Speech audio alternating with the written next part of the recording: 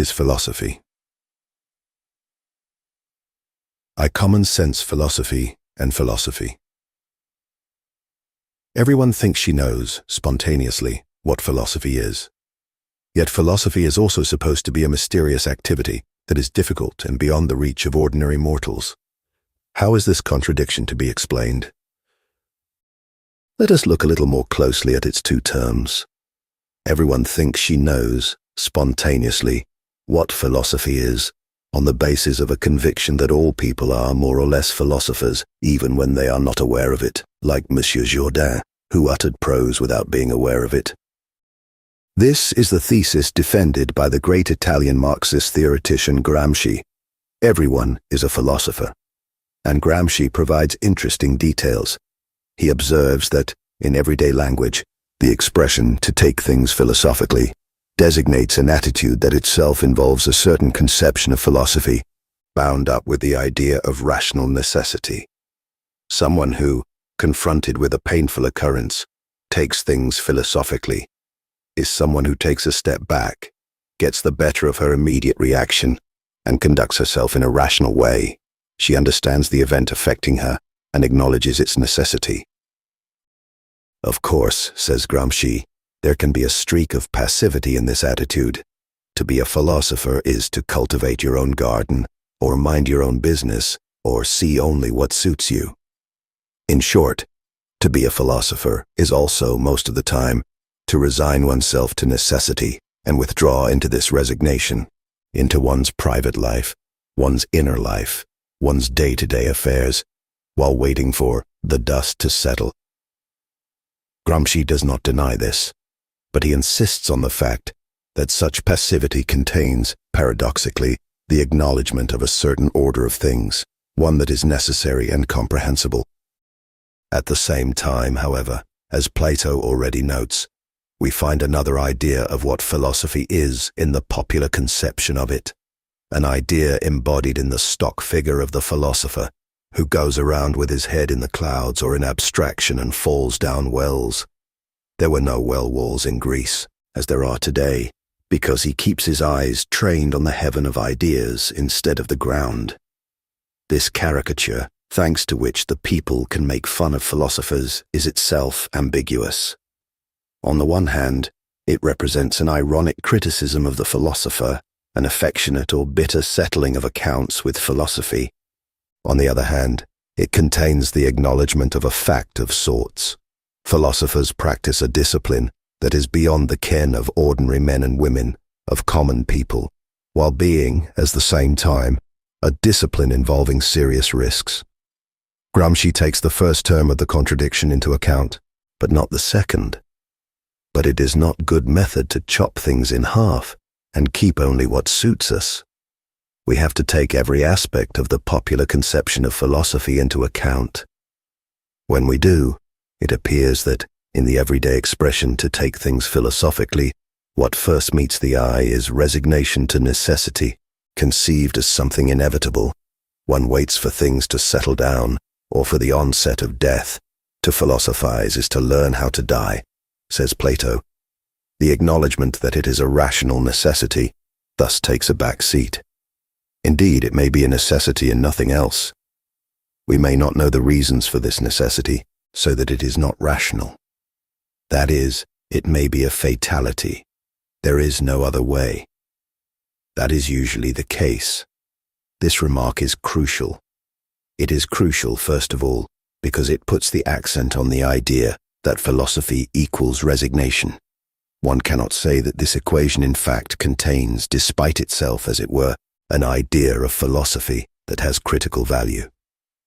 Indeed, we shall be showing that the vast majority of philosophies are forms of resignation, or, to be more precise, forms of submission to the ideas of the ruling class, Marx, and thus to class rule. It is crucial, secondly, because it does in fact contain a distinction between two altogether different types of philosophy.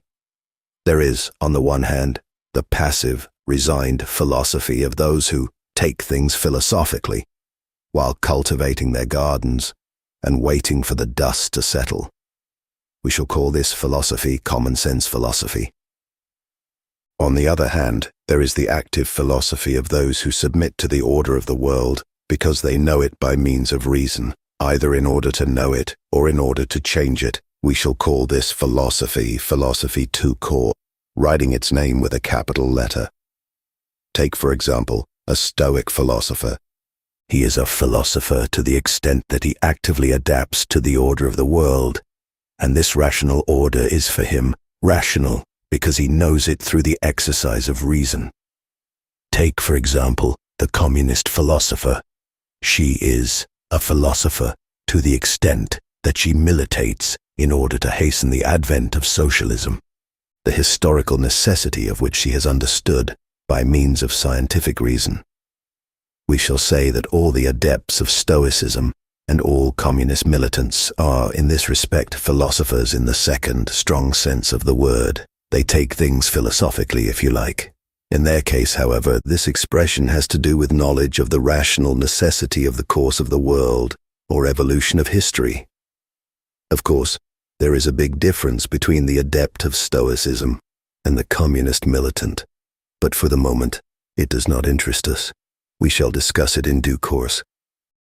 What is essential for the moment is to see clearly that the common sense philosophy to which the everyday expression refers should not be confused with philosophy in the strong sense, the philosophy elaborated by philosophers, Plato, the Stoics and so on, Marx, Lenin, which may or may not disseminate, or rather be disseminated, among the broad mass of the people.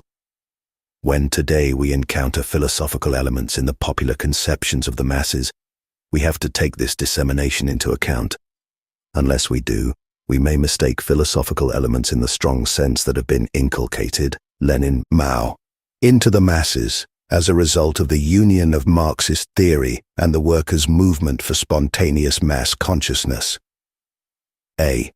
Moreover, the popular conception of philosophy, when it ironically shows us the philosopher with his head in the clouds, explicitly recognizes that philosophy can be something altogether different from common sense philosophy. This irony, which is a settling of accounts, indulgent, sardonic, or severe, with speculative philosophy, incapable of concerning itself with down-to-earth problems, also contains its grain of truth. Lenin, namely, that the true philosopher circulates in a world different from that of spontaneous popular consciousness. Let us call it provisionally the world of ideas.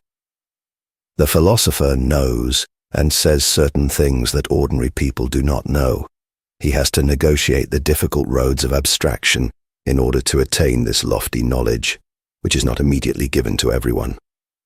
In this sense, one can no longer say that everyone is spontaneously a philosopher, unless one plays on the sense of the word philosopher, the way Gramsci does, unless one confuses common sense philosophy with philosophy tout court.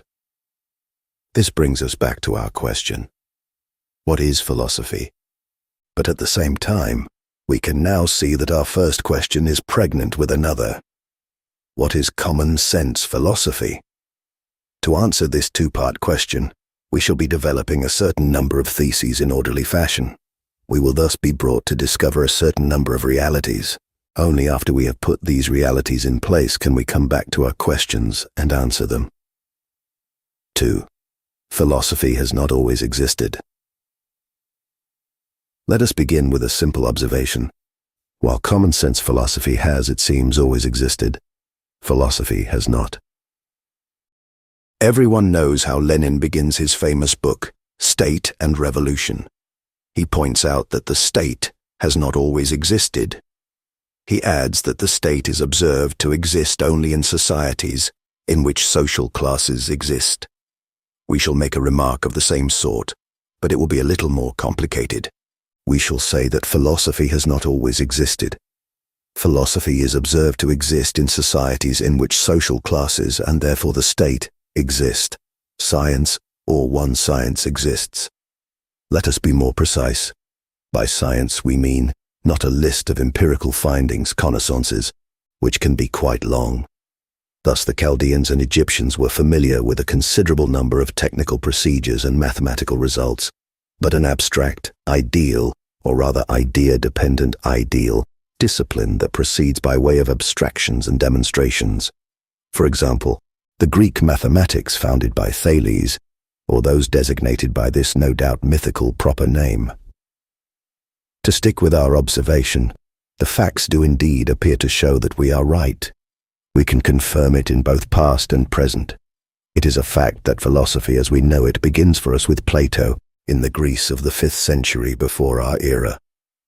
We can see that Greek society comprised social classes, our first condition, and that the world's first known science, mathematics, began to exist as a science, our second condition, shortly before the turn of the 5th century.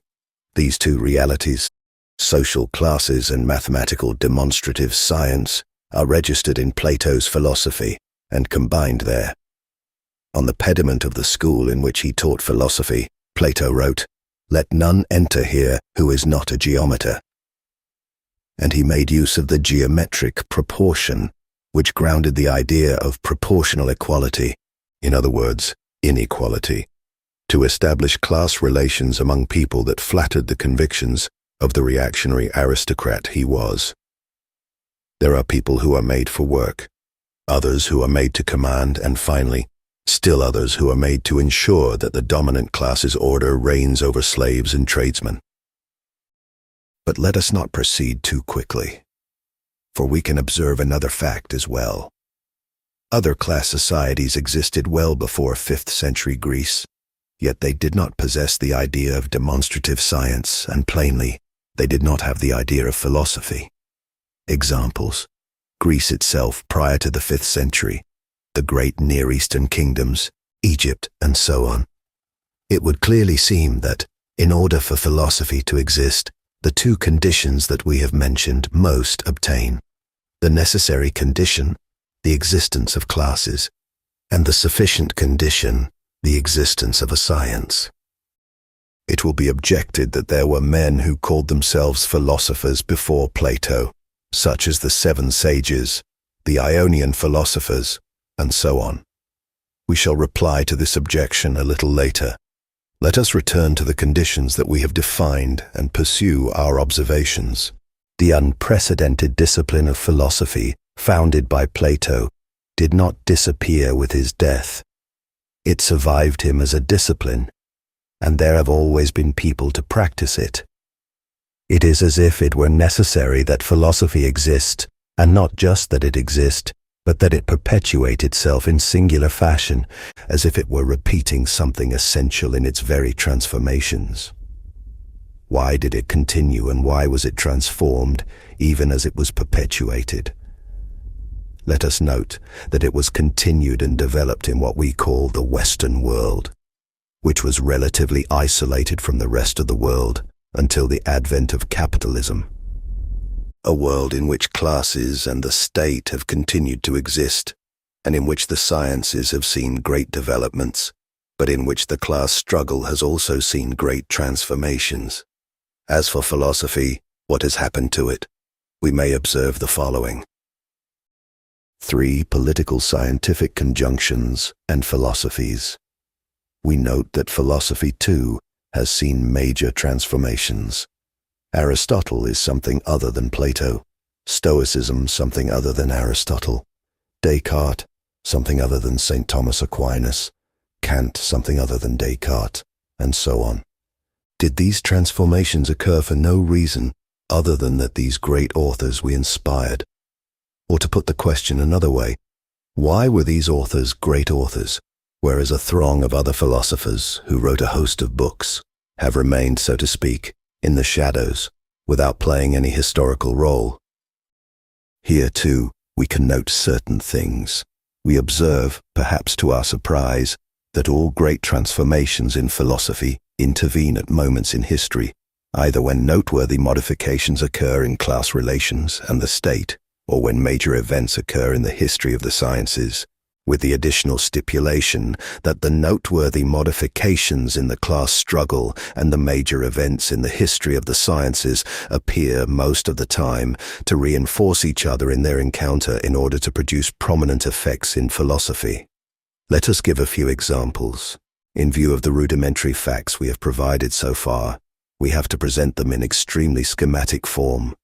We shall modify it later, when we have other analytical principles in hand. As far as most of the great authors of philosophy are concerned, we can indeed observe, in the conjuncture in which they thought and wrote, a conjunction of political and scientific events representing important modifications of the previous conjuncture.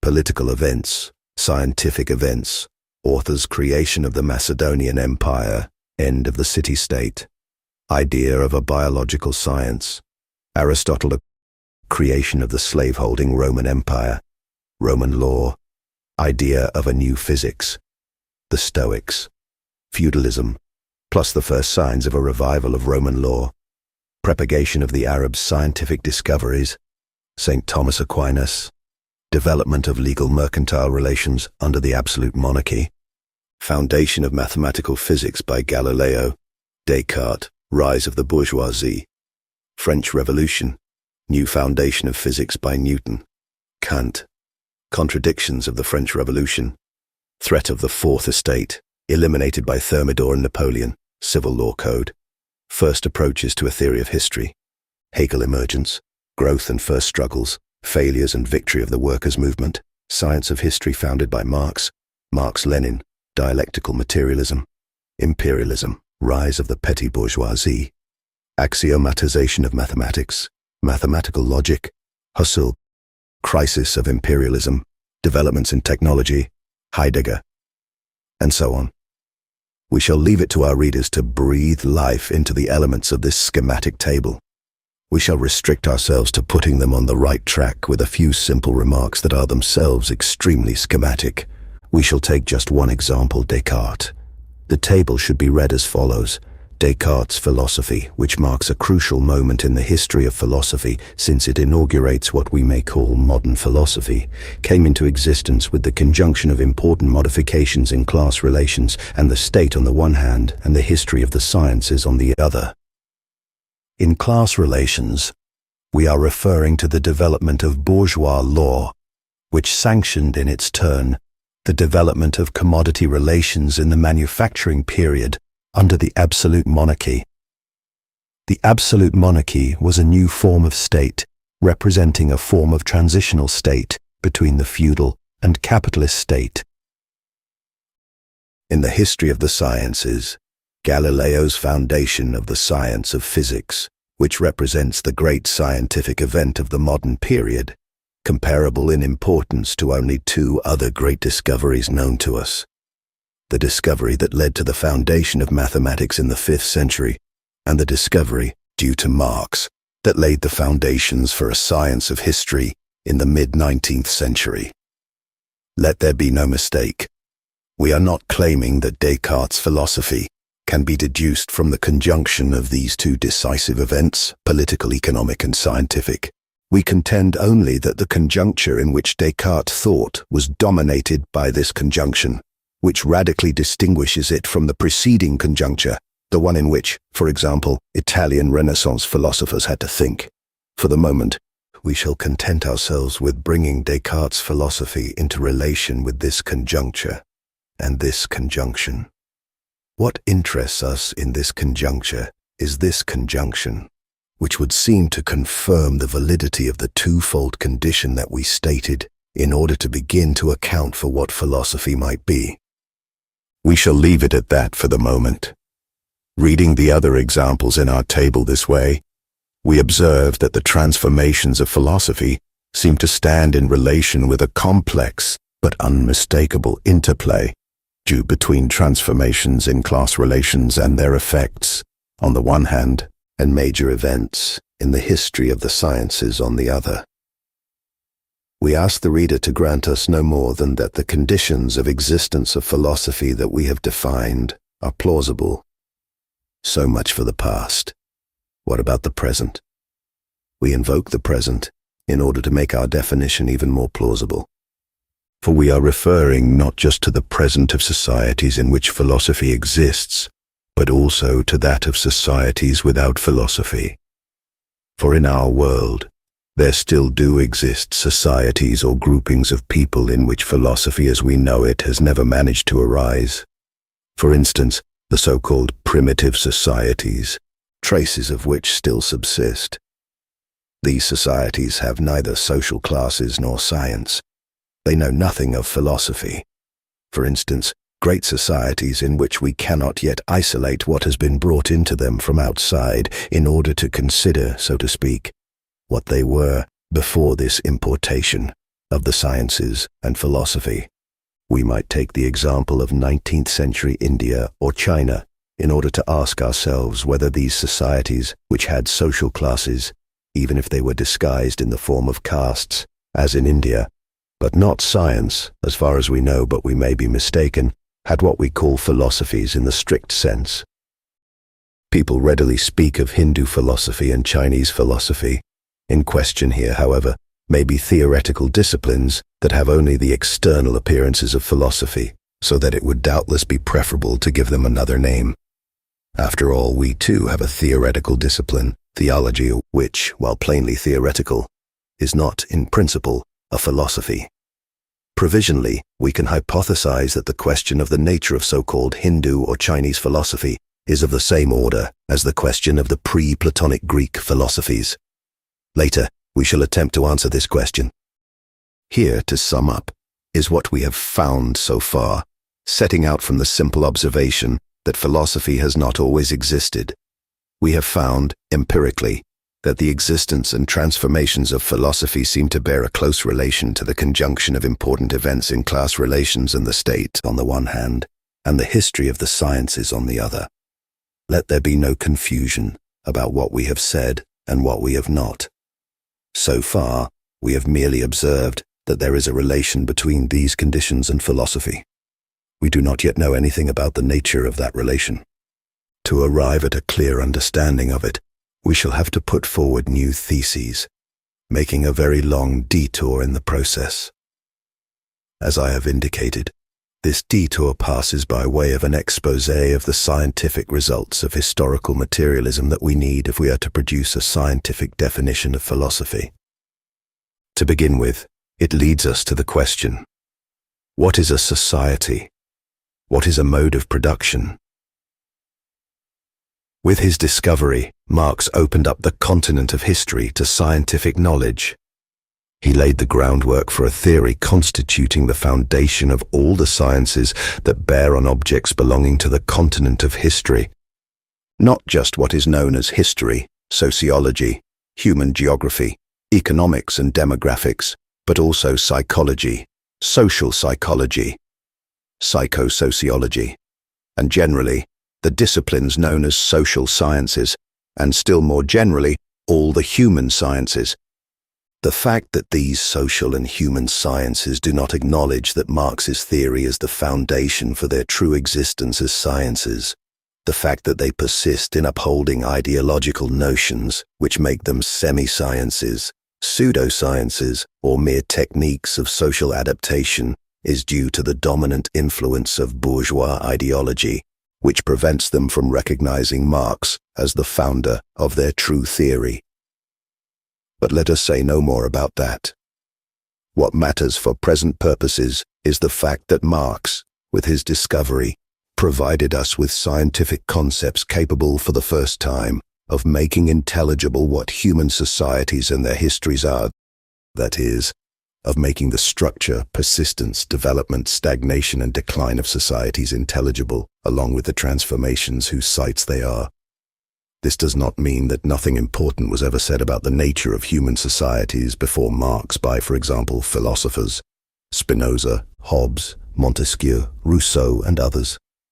Historians, feudal or bourgeois, who discovered the reality of the class struggle, or economists such as Smith and Ricardo. All the efforts of Marx's predecessors, however, their most positive aspects included, were dominated by ideological notions and depended in every instance on an explicit or implicit idealist philosophy of history, not on a true scientific theory of history, human societies. Let us note straight away that Marx very early, beginning in 1847 with his polemic against Proudhon, the poverty of a philosophy, rejected the notion of society as non-scientific. This term is in fact fraught with moral, religious, and legal overtones. In short, it is an ideological notion that must be replaced by a scientific concept. The concept of social formation.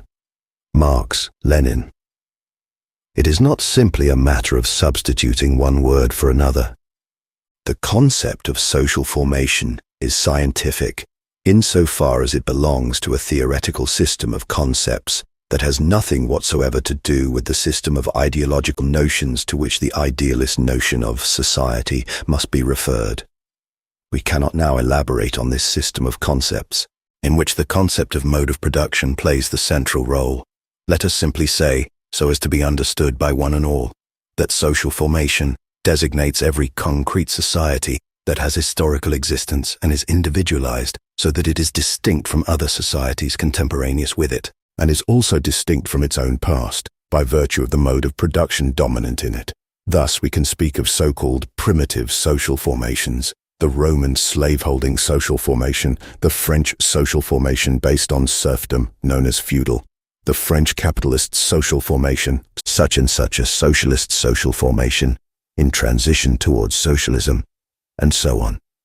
Marx showed precisely that in order to understand how a given social formation functions and what occurs in it, including the revolutionary transformations that shift it from one mode of production to another, we have to bring the central concept of mode of production into play.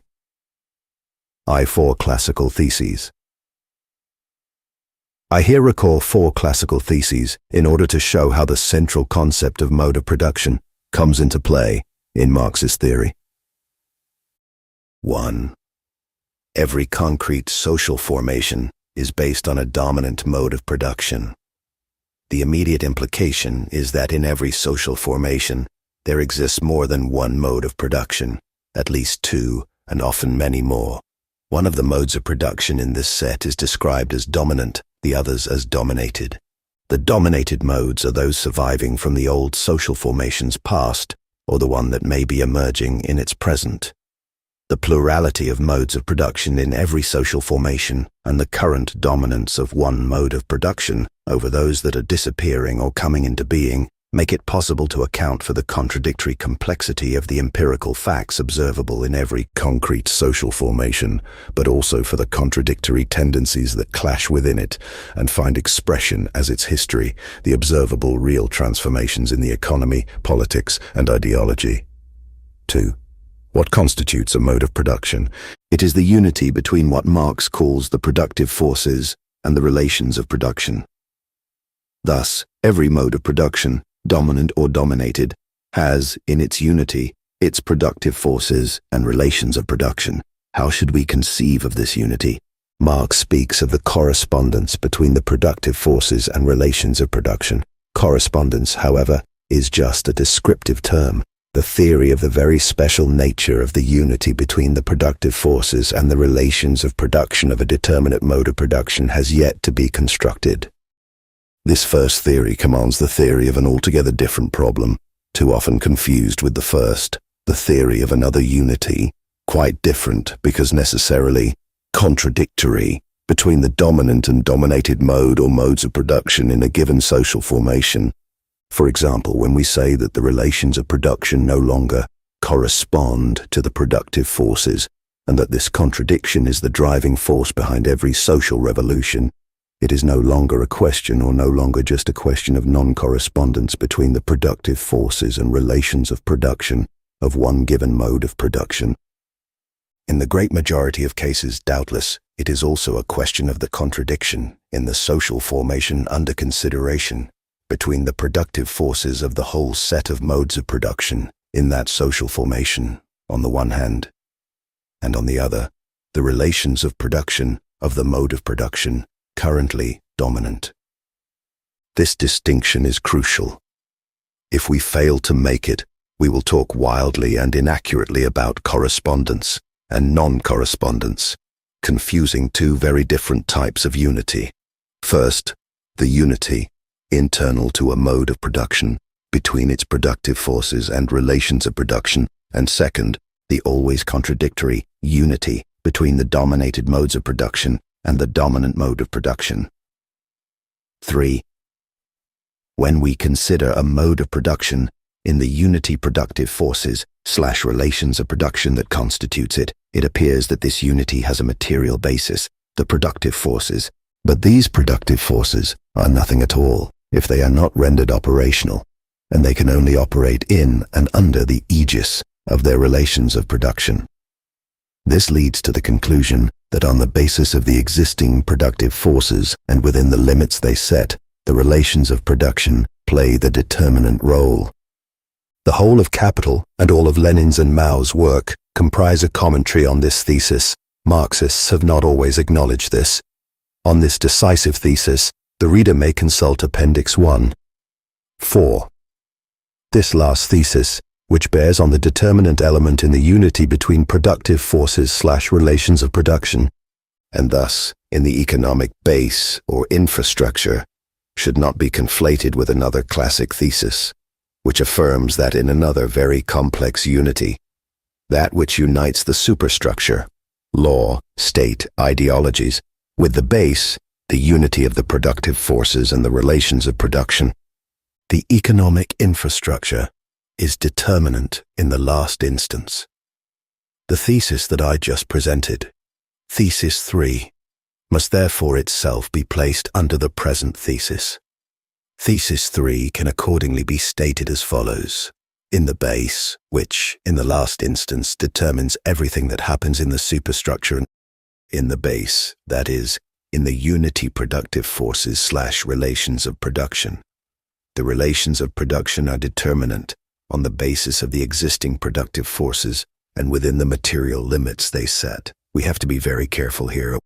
We need only compare these four theses with each other to see that we are virtually identifying the mode of production with the unity between productive forces/relations of production, which is to say that we are classing the mode of production with the base, simply in order to evoke an issue that is the subject of still unsettled theoretical debates. We shall say that we are provisionally leaving aside the question as to whether we should ultimately define a mode of production in the narrow sense, as we are doing here, namely, by bringing only its productive forces and relations of production into play, or whether we should, rather, affirm that every mode of production necessarily induces or includes its own superstructure. For some time, we favored the latter hypothesis. Provisionally, we now prefer to maintain the narrow sense of the concept mode of production, unity of the productive forces, and the relations of production peculiar to a given mode of production, while affirming, again provisionally, that the question of the superstructure pertains, rather, to the nature of the concrete social formation, in which at least two modes of production are combined under the dominance of one of them. In the present state of our knowledge, it seems to us preferable to retain the present hypothesis, while reserving the right to modify it, should that prove necessary. 2. The productive forces. In what follows, we shall consider what happens in a single mode of production. A mode of production is, as its name indicates, a way or manner, a mode of producing. Of producing what? The material goods indispensable to the material existence of the men, women, and children living in a given social formation. A way of producing is a way of tackling nature, since it is from nature and nature alone that all social formations, which do not live on thin air or the word of God, extract the material goods necessary for their subsistence, food, clothing, shelter, and so on, that is, for their stagnation or development. A way of tackling nature in order to wrest from it the goods required for subsistence, hunting, gathering, fishing, extraction of minerals, and so on, or make it produce them, agriculture, animal husbandry, is not a state of mind, a behavioral style, or a mood. It is a set of labor processes that together form a system constituting the production process of a particular mode of production. A labor process is a series of systematically regulated operations performed by the agents of that labor process who work on an object of labor, raw material, unprocessed material, domesticated animals, land, and so on, using, to that end, instruments of labor, more or less sophisticated tools, and then machines and so on, in such a way as to transform the object of labor into, on the one hand, products capable of satisfying immediate human needs, food, clothing, shelter, and so on, and on the other hand, instruments of labor for the purpose of ensuring that this labor process can continue to be carried out in future. In every labor process, the agents of that process must be qualified, that is, capable of properly using the instruments of labor in accordance with specific technical rules. Hence, they must have technical experience of a kind that is rigorously defined by, because required by, the existing instruments of labor. If they did not have such experience, the instruments of labor would be improperly used or not used at all. Every generation of individuals always finds the existing instruments of labor to hand. It can improve them or not. In any case, the limits on these improvements or innovations depend on the state of existing instruments, those that the generation in question has inherited, not invented itself. The technical level of the agents of a labor process is thus always determined by the nature of the instruments of labor and, more generally, see below, by the existing means of production. Hence the following important Marxist thesis. In the productive forces in which people figure as agents of the labor process, it is not these people, but rather the means of production, which are the determining element. Marx was always categorical on this point. Only for the last 200 years has it been possible to observe, as a consequence of the capitalist mode of production, a constant revolution in the means of production, a consequence of the development of technology, linked, in its turn, to the development of the natural sciences. For millennia, however, modifications of the means of production were either virtually non-existent or all but imperceptible. The constant modernization of technology specific to the capitalist mode of production, including the spectacular developments that we have been witnessing for the past 30 years, above all, atomic energy and electronics, do not alter Marx's thesis by a jot. Throughout the labor process, its agents either work in a non-cooperative mode, isolated fishermen or hunters, small independent producers, or cooperate. The introduction of cooperation, and above all, its different forms, also depends in the final analysis on the state of the existing means of production. People can fish all alone, angling with hook and line or using a small net. When, however, they possess long-range trawlers and huge nets, the kind of fishing they practice mandates a specific form of cooperation. The existing dominant relations of production and the politics that correspond to them can either impose or allow forms of cooperation which, with the same productive forces, make possible results that the previous relations of production and politics ruled out. For instance, cooperation based on colonial, forced labor, on big plantations owned by whites, or for road building and other construction projects, made it possible to achieve using the same instruments of production as in the past, or other, almost equally rudimentary instruments, results that had previously been beyond the reach of the colonized social formations. For instance, the very large-scale cooperation practiced in China after the revolution in order to build gigantic earthen dams, especially in the people's communes, to cite just this one example, made it possible, without in any way altering the existing instruments of production, small baskets carried on shoulder poles, hoes and shovels, to achieve results that were impossible and unimaginable in the older forms of familial cooperation, individual peasants, or cooperation based on a single village. Let us also simply note the following. Every productive process in a mode of production involves several different labor processes, which must therefore be carefully combined in such a way that the manpower needed to perform the various tasks, seasonal or not, suffices to accomplish the whole of the labor process called for by that one mode of production. By itself, this requirement necessarily implies a division of labor, even if it takes only rudimentary forms. To take an extremely simple example, we can observe, in the surviving, primitive African social formations, divisions of labor between different labor processes. The men hunt and build the huts in regulated forms of cooperation, while the women, for their part, tend the vegetable garden, or raise the small barnyard animals, pound the grain, and so on. We can also observe crossover phenomena. The same men switch from one labor process to the other, depending on the season. This simple example provides some idea of the extreme complexity that reigns even in a primitive social formation's productive process. As one can readily imagine, the process of production becomes infinitely more complex in our highly industrialized modern societies. Let us leave it at that and go back to our basic concepts. Our contention is that the productive forces of a mode of production are constituted by the unity of a complex, regulated interplay due of factors that brings on stage the object of labor, nature in various forms, including the natural energy that must always under all circumstances be either harnessed, even if what is involved is simply wind or a flowing stream, or exploited, gravity, but above all, raw material, whether passive, minerals, or active, animals, land. The instruments of production, the agents of production, or labor power. Marx uses the term means of production for the set encompassing the object of labor plus instruments of labor or production.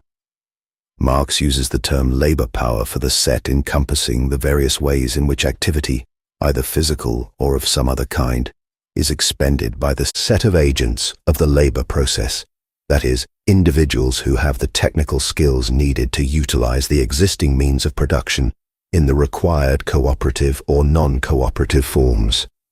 If we recapitulate these terms, we arrive at the famous equation: productive forces equals unity, means of production plus labor power. All this holds for a single mode of production. This equation has the theoretical advantage of highlighting the set means of production. That is, it distinguishes this set from the set labor power. This distinction is essential to understanding what happens in every class society, for example, in a capitalist social formation in which the means of production are held not by those who dispose of labor power, but by individuals outside the labor process, capitalist exploiters. Before going further, let me bring a theoretical problem with far-reaching implications to my readers' attention, including those of my readers who may have illuminating suggestions as to how to resolve it.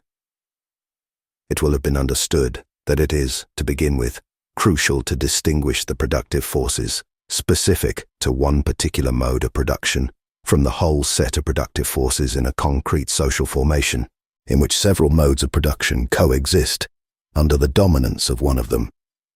The set of the latter forces of production is the set of the productive forces of the different modes of production coexisting in a social formation under the dominance of one of them. In this case, the plural productive forces seems to be justified by the plurality of the modes of production. Although the set of these productive forces obviously cannot be a simple aggregate, a simple sum, but has to possess, even in its contradictions, a kind of unity, the unity conferred on it by the dominance of the mode of production that dominates the others. This is in itself a problem for which we do not yet have a real theory. The principal difficulty, however, has to do with the plural of the productive forces belonging to one given mode of production. We have, in a word, described the productive forces and presented their unity in the form of a list and a sum. Object of labor plus instruments of production plus labor power. Hegel long ago warned us that a sum is just a sum.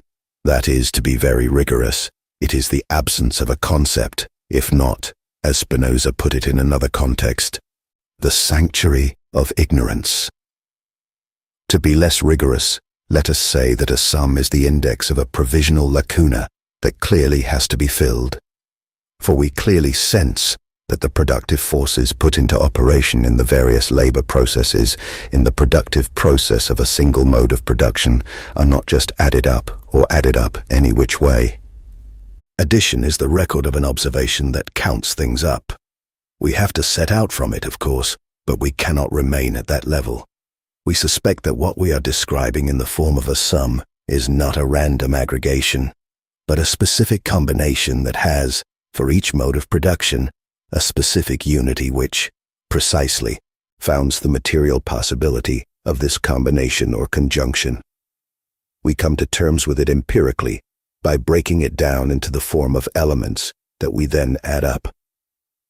Among the important theoretical questions requiring clarification, then, we must include the question of the type of unity which, for each mode of production, organizes its productive forces in specific forms.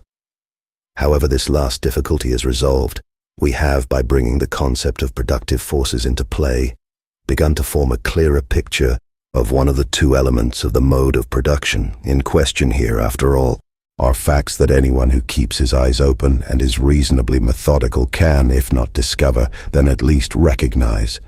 It is not on the subject of the forces of production that we can decently pick a quarrel with Marx. The vast majority of experts, the economists, will agree, but will further observe that all that goes without saying. They will even add, we have understood what a mode of production is, productive forces set in motion in certain labor processes by agents with special skills. From the foregoing, a good many experts will conclude, 1. That Marx invented nothing new, since all this is blindingly obvious, without suspecting that it has only been blindingly obvious since Marx, and above all, 2. That we have to do in all this with nothing more than technology, pure and simple. Material technology, tools, machines, technical training of the workforce, and technical organization of the labor process. The experts will feel reassured, and their spontaneous tendency, which is technicist or technocratic, will be reinforced. Since they find themselves, unfortunately, in certain Marxists' company in this matter, everything will for them be for the best in the best of all bourgeois worlds. In fact, we must squarely rebut them. The productive forces do not suffice to account for a mode of production, since they are just one of its elements. The other is represented by the relations of production. Marx effectively shows in Capital, as does Lenin throughout his work, that the mobilization of the productive forces, means of production plus labor power, is incomprehensible unless we understand that it takes place under the aegis of definite relations of production, which play the determinant role in the unity productive forces/relations of production. 3. The relations of production. What are the relations of production? They are relations of a very special kind between, in classless societies, the agents of production, when all the members of a social formation are agents of production, or between, in class societies, the agents of production on the one hand, and on the other, personages who are not agents of production, although they intervene in production. These personages hold détiennent, the means of production, and appropriate a share of the products of the labor of the agents of production without providing anything in return. They appropriate a share of surplus labor. Thus they may, so to speak, be found at both ends of the productive process, since they own, détiennent la propriété, to the means of production before the process of production, and after it appropriate its product, conceding only a share of it to the agents of production, so that the latter may live and reproduce. They keep the remainder, in the capitalist regime, surplus value, for themselves. Of course, they do not consume the whole of this remainder at celebrations or spend it on other personal whims. They must consecrate a share of this remainder, that is, of surplus labor, to renewing the means of production in the requisite proportions, because means of production are gradually depleted, amine, or wear out, tools, machines. If those who hold the means of production do not take care to renew them, they will end up, one fine day, no longer holding them at all, and be unable to avoid falling to the level of individuals of the sort who have nothing to sell but the strength of their two hands, when they do not sell their bodies. One can find in Balzac or Zola stories of rich heirs who fritter away the family fortune and end up as wage workers in what was once their own factory or in the gutter. Thus we can, at the point we have now reached, define the relations of production in class societies as relations of the one-sided distribution of the means of production between those holding them and those without them. We can add that this distribution of the means of production determines the distribution of the goods produced. Here, however, we have to be very careful. We may be tempted to think, granted, there are people who hold the means of production and others without them. It is all a question of property. So what? What does that change as far as the labor process, for example steel making, is concerned, and generally speaking, as far as the mobilization of the productive forces is concerned? We have been told that the personages who hold the means of production and who appropriate surplus labor are, so to speak, at both ends of the process, before and after. But then the process of production remains what it is, mobilization of the productive forces, full stop. Our economists will once again conclude, process of production equals the reign of technology, relegating all that business about the ownership of this or that to the level of secondary considerations. Yes, precisely.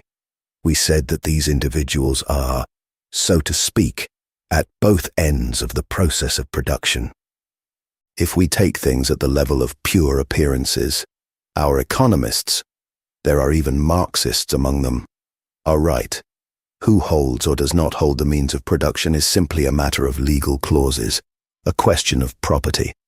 I'm the one, says the capitalist, who owns the means of production, and the legal consequence, have a look at the civil code, is that I also own its products.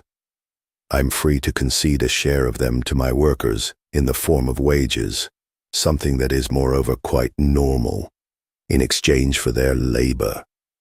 But we said, so to speak. That was a way of suggesting that all this is not true. We can now show why.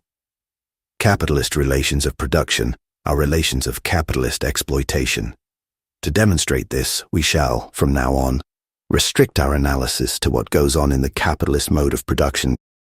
To be very precise, in a social formation, such as the contemporary French social formation, dominated by the capitalist mode of production.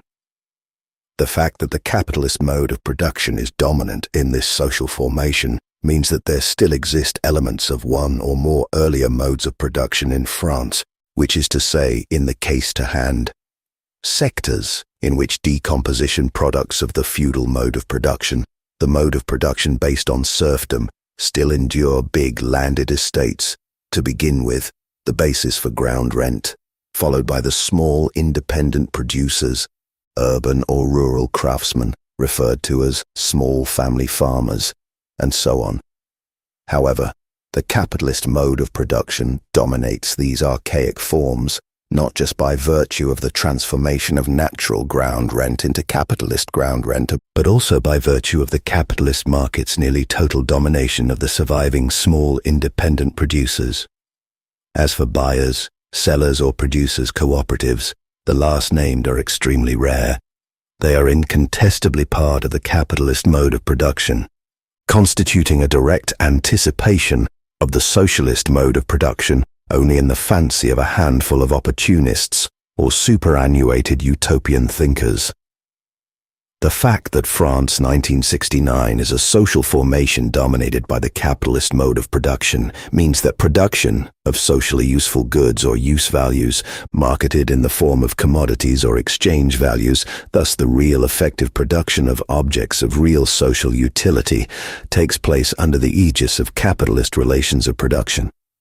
But these capitalist relations of production are simultaneously relations of capitalist exploitation. And we shall see in a moment that it is necessary to go further still. Here, we must beware. The point is not to conflate everything and, as soon as it has been understood that capitalist production is simultaneously capitalist exploitation, to whisk production off stage and consider only exploitation. One of the effects of the capitalist mode of production, among others, is effectively to produce objects of social utility that are consumed either individually, collectively, bread, sugar, apartments, automobiles, radios, airplanes, and also weapons, or productively as means of production. Every mode of production in every social formation, whether or not there are social classes in that social formation, has, among other effects, this basic material effect. In this regard, and depending on the existing today, international level of technology, Soviet or Chinese wheat is well and truly wheat, identical to capitalist wheat, and an automobile, Soviet or Chinese, is well and truly an automobile, identical to a capitalist automobile, simply because social and political categories, such as socialist or capitalist, do not apply to objects of social utility or even to means of production. To be sure, those wishing to efface all distinctions between social regimes invoke the international because physical nature of products of social utility, of the overwhelming majority of such products, and technology in order to justify their theories of industrial societies or other such drivel. We can even do them the favor of giving them, for free and to all appearances, an additional argument by saying that all identical labor processes, or even all labor processes in general, no matter what the mode of production or regime under which they are carried out, mobilize the invariable elements of a labor process: object of labor, instrument of labor, labor power. Here the imaginations of our utopian thinkers, apologists for neo-capitalism, and reformists start churning and promise us the moon, either the disappearance of classes or communism, just as soon as automation becomes universal, because automation will put an end, to all intents and purposes, to nearly every intervention by labor power, and consequently to the exploitation of labor power. Let us be serious. While the capitalist mode of production does indeed produce objects of social utility, it produces them only under the aegis of very specific relations of production. We have briefly seen which ones, in a very provisional way, that simultaneously make them relations of exploitation.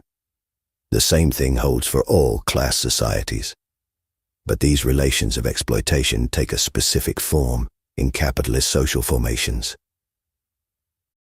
Let us now see in what respect capitalist relations of production are relations of capitalist exploitation. In principle, this finds very concrete expression in the following way. The means of production, the unprocessed material processed in a factory, the factory buildings, the instruments of production, machines in them and so on, are the sole property of a capitalist proprietor or corporation that makes no difference here. It likewise makes no difference whether the capitalist proprietor directs the process of production himself, as his orchestra's conductor, Marx, or delegates this task to a factory director. In contrast, labor power, in each of its atomistic subdivisions, belongs to a large number of individuals who possess no means of production, but only their personal labor power, with different degrees of qualification. These individuals sell the use of their labor power for a set length of time to the owner of the means of production. In exchange for wages, they are hired by the day, the week, or, in certain cases, the month. Wage workers always advance the use of their labor power, as Marx shows, inasmuch as they are paid at the end of the day, week, or month. Among these wage workers, there are different categories of personnel: common laborers, and unskilled workers at the lowest level, then skilled workers, technicians of various levels, supervisors of various kinds, production engineers and various managers. There are also office workers, typists, accountants, and so on. As everyone knows, real production cannot take place unless the means of production, which do not work all by themselves, are set into relation with and set to work by labor power, that is, waged workers. But this act of bringing wage workers into relation with means of production, belonging, not to them, but to the capitalist owner of those means of production, the act thanks to which material production can proceed takes place precisely in a capitalist regime, and only within relations of control of the means of production in the one case and, in the other, non-control of the same means of production.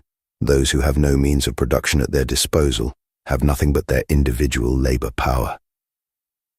These relations automatically convert capitalist relations of production into relations of exploitation.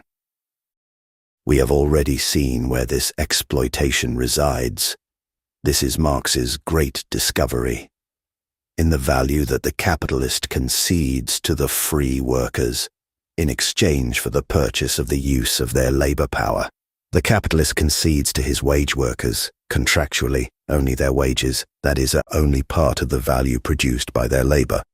By law, all the products remain in the capitalist's hands. Their value represents 1. The value of the commodities that are used up in the process of production carried out by the workers, such as raw material, wear and tear on machines, and so on. And 2. A surplus product that is itself divided up unequally into 2 portions. The wage conceded to the workers and the surplus value extorted from them, which is pocketed by the capitalist without further ado. And everyone is happy, says the capitalist, because he has risked his capital, because he surely must pocket a profit that rewards him for the risk he has run, and because the worker's labor has been paid for at its value. The trouble with this line of reasoning, which Marx took to pieces, is that 1.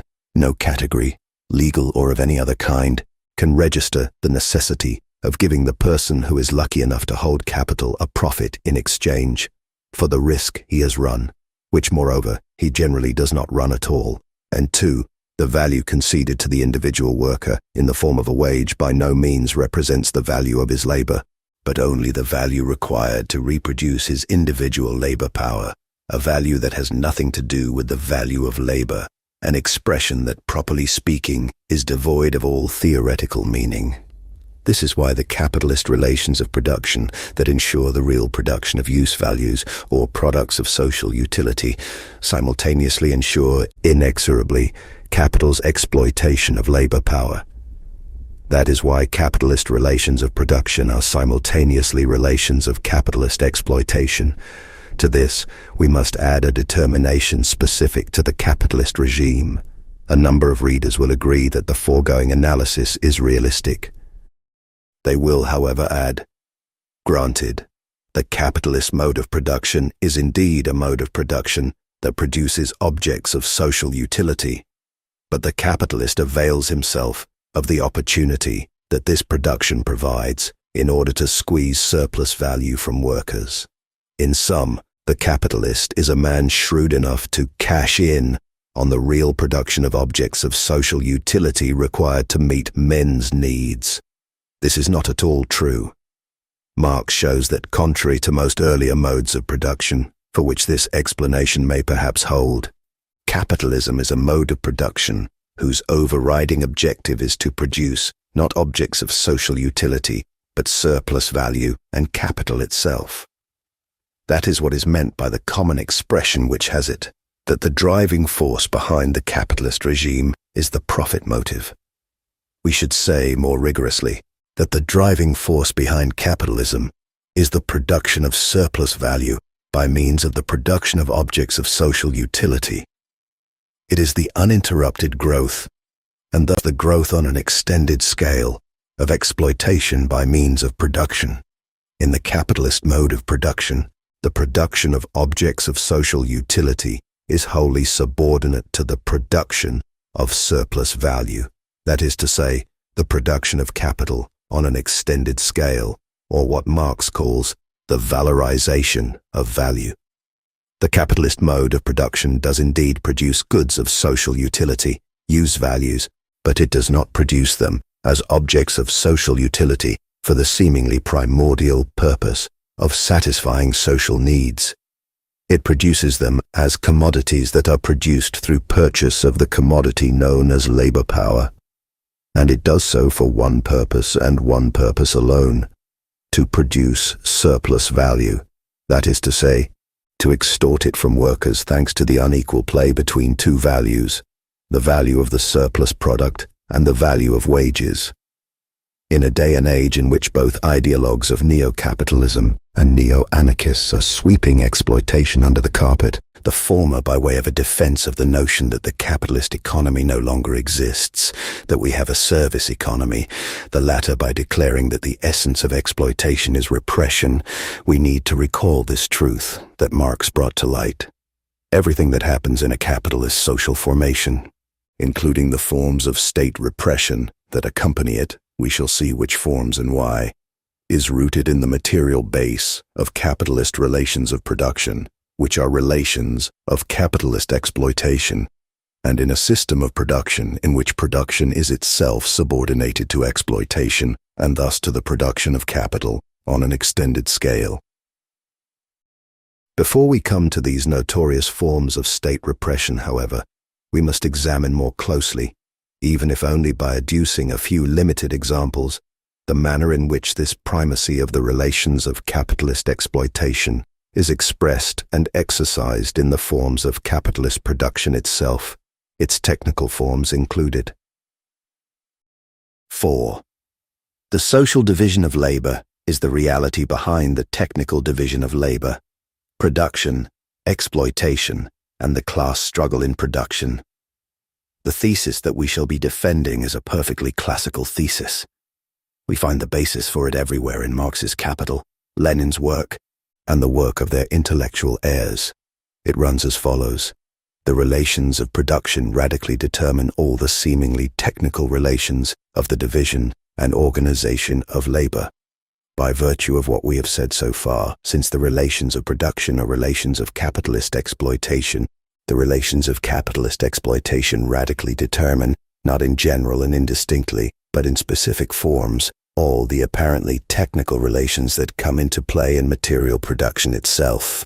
In other words, the relations of exploitation are not just expressed in terms of the extortion of surplus value, which is consecrated by wages and all the effects of the market economy. Exploitation has its primary effect in wages, but it has other specific effects in the practice of production itself, in the guise of the division of labor. To bring out the existence of some of these effects, we introduced the concept of the social division of labor some time ago, in a sense different from the one in which Marx uses the term, opposing the social to the technical division of labor. Marx employs the expression social division of labor in capital to designate what we propose to call the division of social labor. That is, the division of social production into different branches, agriculture and industry to begin with, but also different branches of industry. Because the term is convenient and seems to us to be very apt, we propose to retain the terminological innovation that we introduced then. Thus, we shall use the term social division of labor to designate the effect that the relations of production, qua relations of exploitation, have at the heart of the production process itself. Our adversary is here too the same as before, namely, the technocratic technicist ideology that we may describe as economistic. As we have already seen, every mode of production mobilizes a combination of labor processes which require that certain defined operations be carried out by qualified agents in a strictly defined order and in strictly defined forms. For each labor process, this entails a technical division into defined posts of various kinds, as well as organization of the labor process, and thus management of the organization resulting from the defined division of labor. This holds for every labor process. It holds a fortiori when a process of production subsumes, as it always does, a large number of labor processes.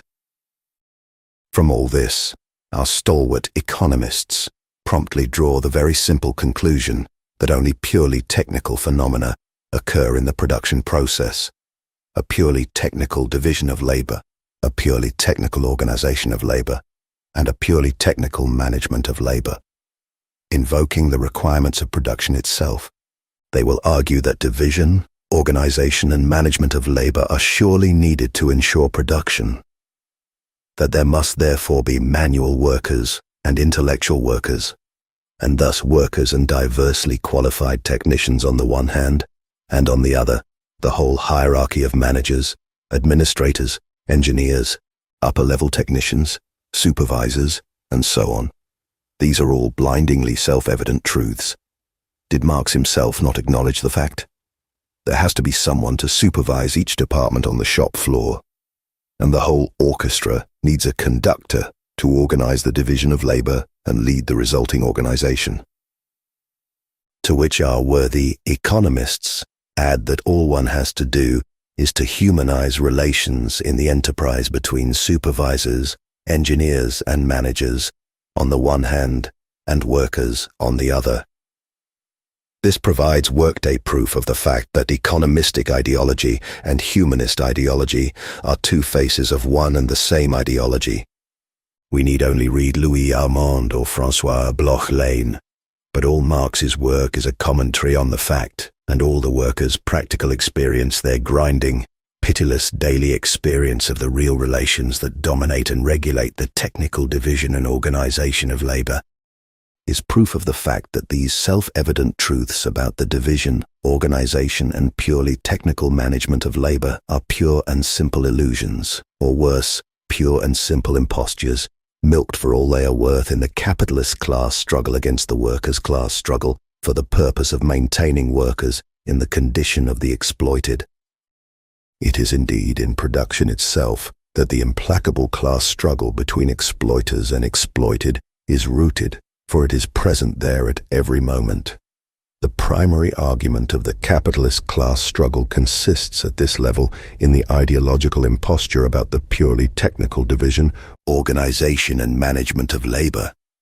Squarely taking our stand, with Marx, against this mystification, we affirm that all the forms in which the putatively technical functions of the division of labor are carried out are direct or indirect effects of the dominant relations of production.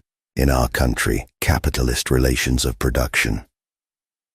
Consequently, we maintain that every technical division of labor is in fact a social division of labor. As Marxists, we must take the view that all arguments to the effect that the currently existing forms of the division of labor are purely technical, and all such presentations of them should be rejected and denounced as pure and simple arguments of the capitalist class struggle.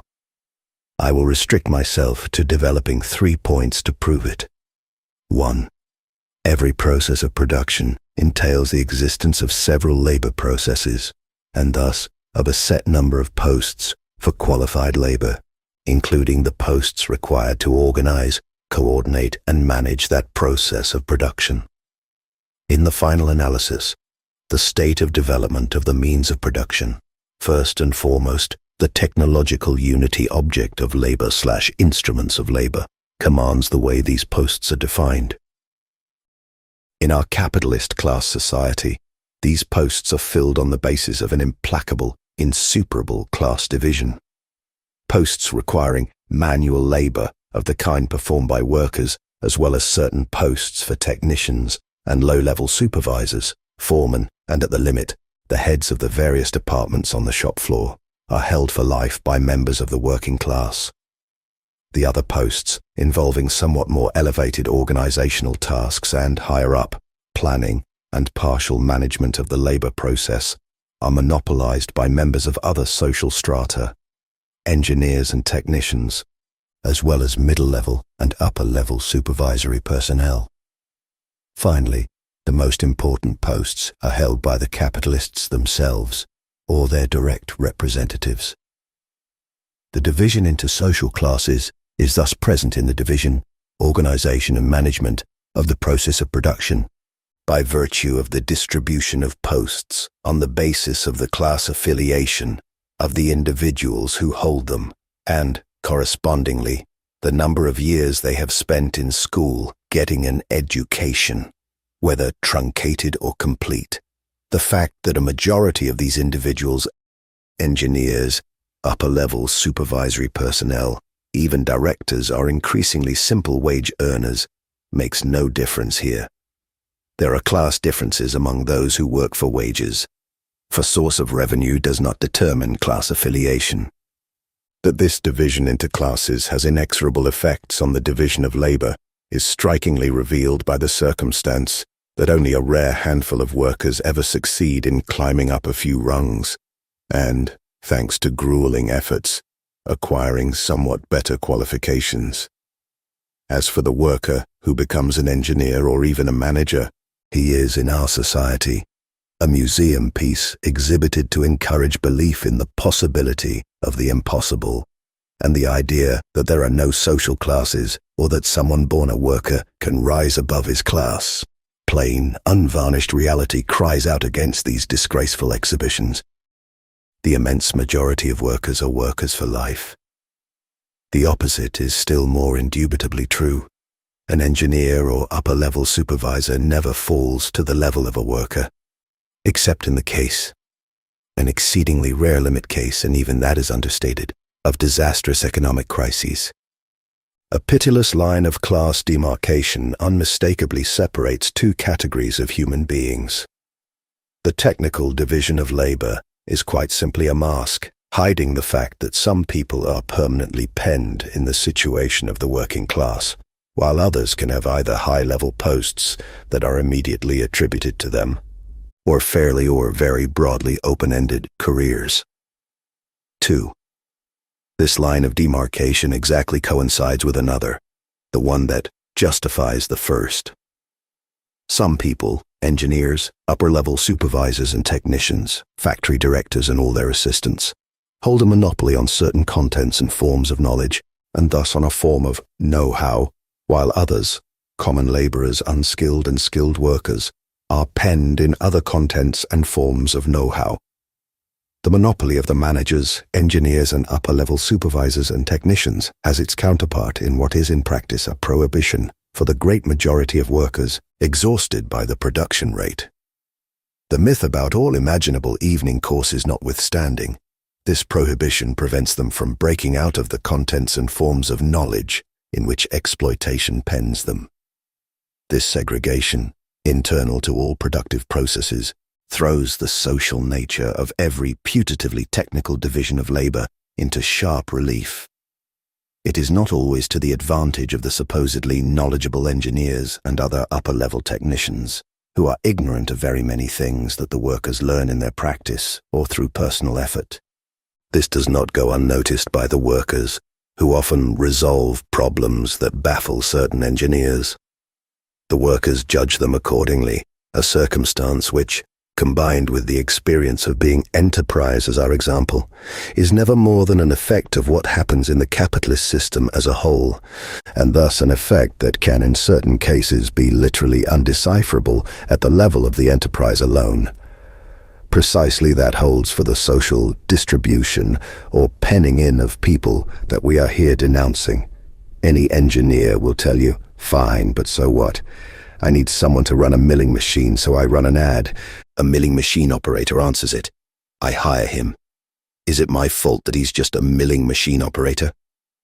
Literally, taken in its own limits, this is not wrong, but precisely competencies, that is, qualifications or the lack of them, owe their existence not to the enterprise as such, but to a system external to the enterprise, the school system that educates, more or less, different individuals, employing mechanisms that we shall be studying, in ways that vary with the milieu from which they come.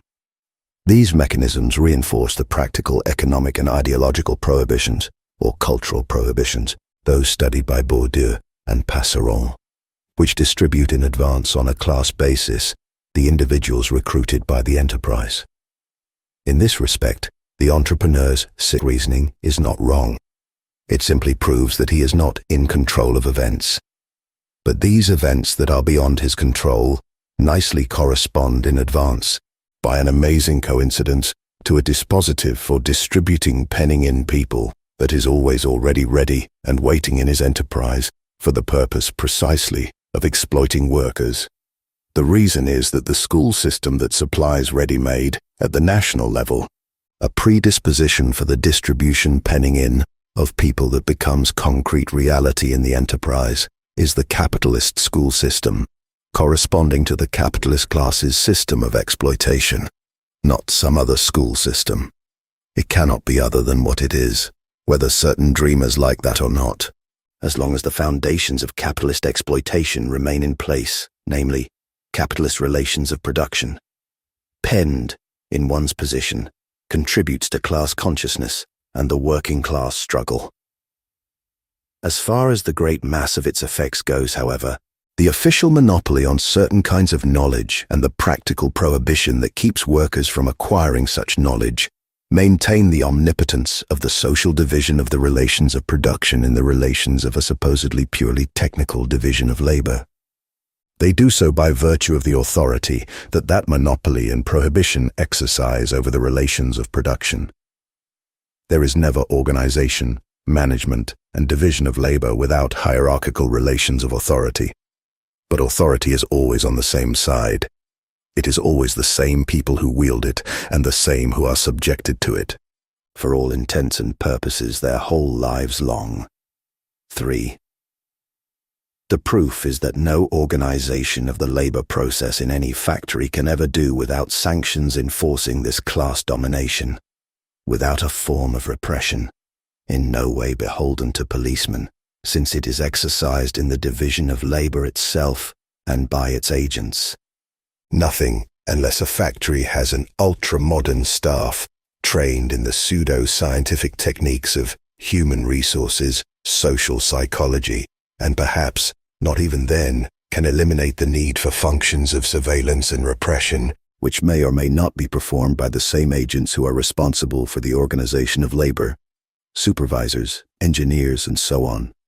Fines, demotions, the attribution or withholding of bonuses and dismissals are workers' daily lot. An unspoken class struggle plays itself out at this level. In limit cases, it involves hiring procedures accompanied by more or less political checks, if not police-like inquiries, as well as constant surveillance of trade union representatives and activists, and even dismissals, illegal dismissals included. In fact, many employers would rather be fined by a labor court. They lump the fines in with overheads, than tolerate the presence of an undesirable element whose activity, they rightly fear, may end up costing them more than a court condemnation. Most labor inspectors, as everyone knows, have no power to stop abuses when they do not collude with those who commit them. Internal repression is brought to bear on wage workers by wage workers taking their orders from the management of an enterprise, which is always a class management implementing a policy of exploitation or super-exploitation. This completes the practical demonstration that the purely technical division of labor is just a facade for a very different kind of division, the social division of labor, which is an effect of the division between classes.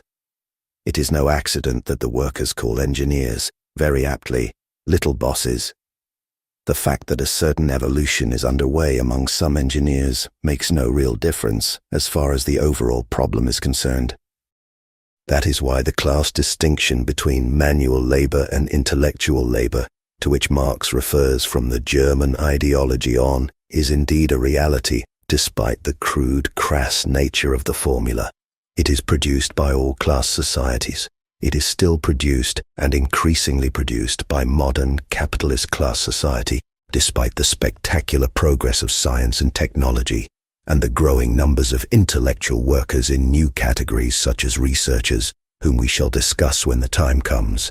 That is why Marx was on the mark when he said that socialism should abolish the distinction between manual and intellectual labor.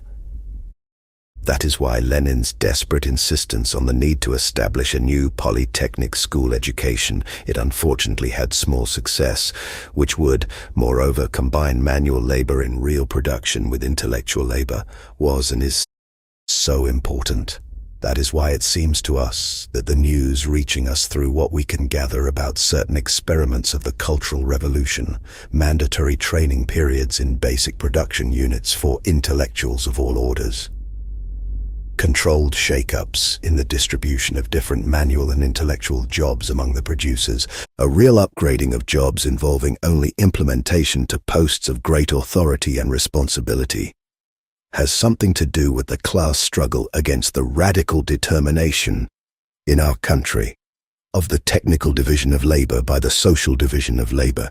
There is no further need, in my view, to demonstrate that it is a question of class struggle in all this, and that this class struggle is directly rooted in the effects of the relations of production in the process of production itself. Recapitulating the results of our analysis, we may say the following. 1.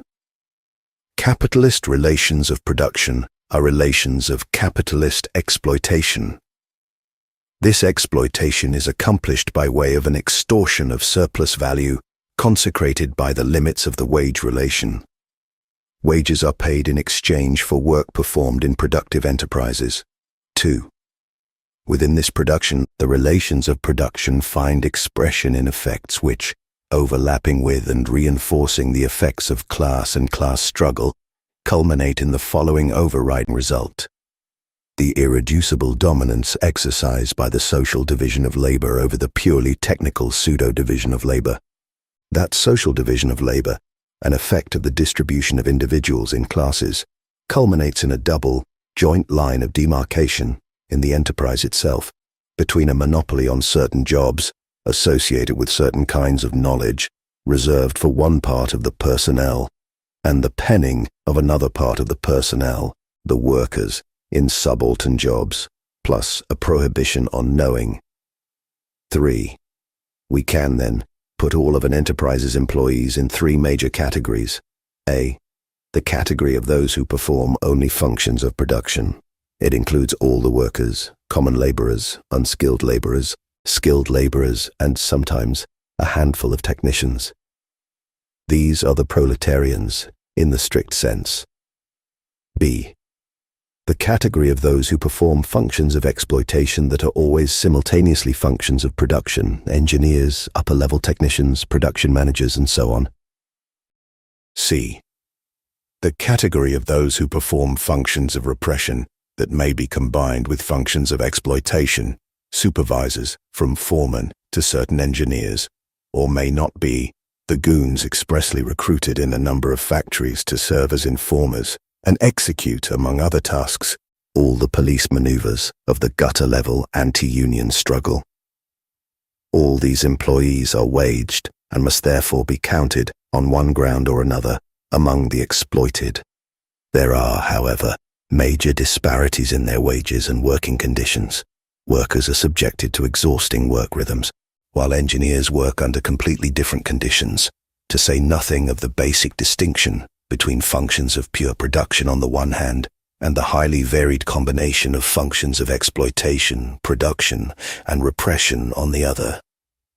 When all this is taken into account, it will be agreed that the forms of class struggle, unconscious and conscious, that obtain within the process of production alone are complex in the extreme. 4. It must in any case be understood that the sole basis and purpose of all the elements, including the 3 functions just analyzed, is exploitation of wage workers, especially those who are the most exploited, always more harshly exploited, pure agents of production, or proletarians. It must be understood that the whole system of monopoly and penning in, and all the differences in function, including the repressive function, just one of the system's internal elements, converge to the sole end of accomplishing this exploitation or super-exploitation. It is an anarchist mistake to claim that production runs on repression. To do so is to foreground just one of the component elements of the process of production exploitation, and a subordinate one at that: repression. How does production exploitation work? First and foremost, it works because proletarians and other wage workers must, just to survive, take jobs in the production that exploits them, since none of the means of production are in their hands. That is why they show up all by themselves at the personnel office, and after they have been given work, set out all by themselves to take their jobs on the day shift or night shift. That is the absolutely determinant cause, but not the only one. Production exploitation also works, thanks to the currently existing dispositive of the means of production, the assembly line chain that pulls the workers in and inexorably forces them to adapt to its pace. As Marx long ago compellingly pointed out, workers have ceased to be working hands and have become mere automatic extensions of their machines. Production exploitation also works, thanks to the bourgeois ideology of work. The workers are the first to be subjected to its effects because it is an ideology of the capitalist class struggle. This ideology that makes the workers go comprises the following basic elements, which are so many illusions and impostures, yet are successful as long as the workers' class struggle does not combat them. 1. The bourgeois legal illusion according to which labor is paid for at its value. 2.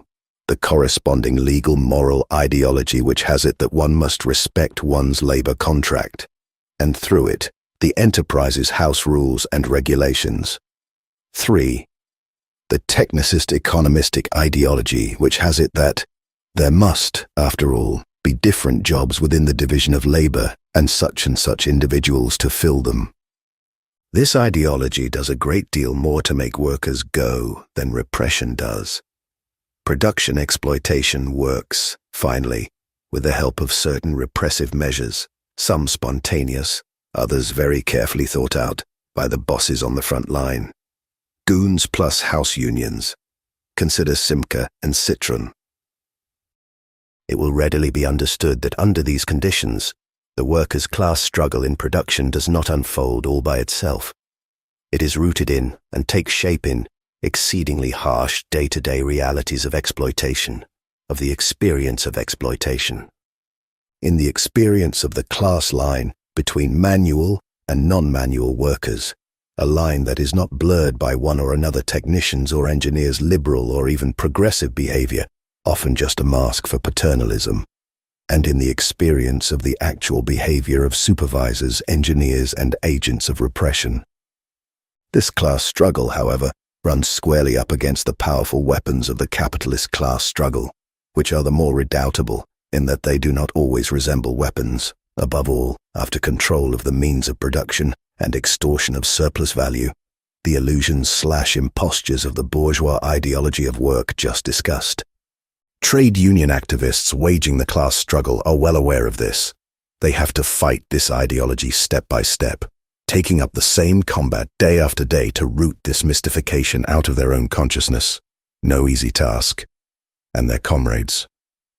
Struggle against exploitation, wages, production rates, unemployment. Struggle against the impostures of the bourgeois ideology of work. Struggle against repression.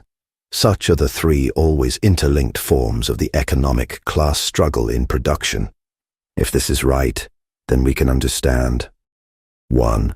Why the class struggle is basically conducted in the forms of the division of labor and the working conditions prevailing in enterprises, and why the political class struggle is rooted in the economic class struggle. 2.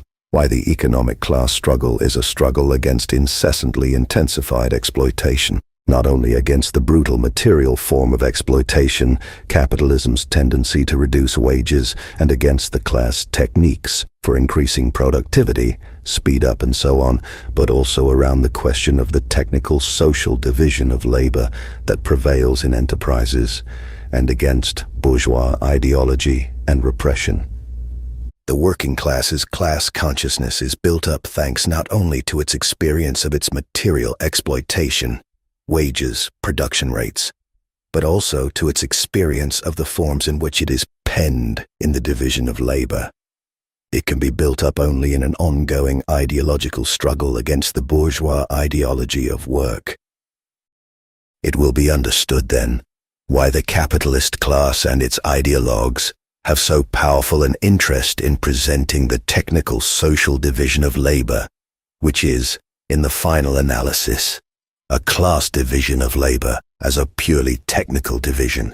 It will be understood why overt struggle against this mystification and imposture of the capitalist class struggle can acquire such importance for the proletariat's revolutionary class struggle. Economism, in whatever form it appears, including that of self-evident truths about technology and technicity, is the primary danger threatening the very foundations of working-class consciousness at the point where capitalist exploitation is carried out in production.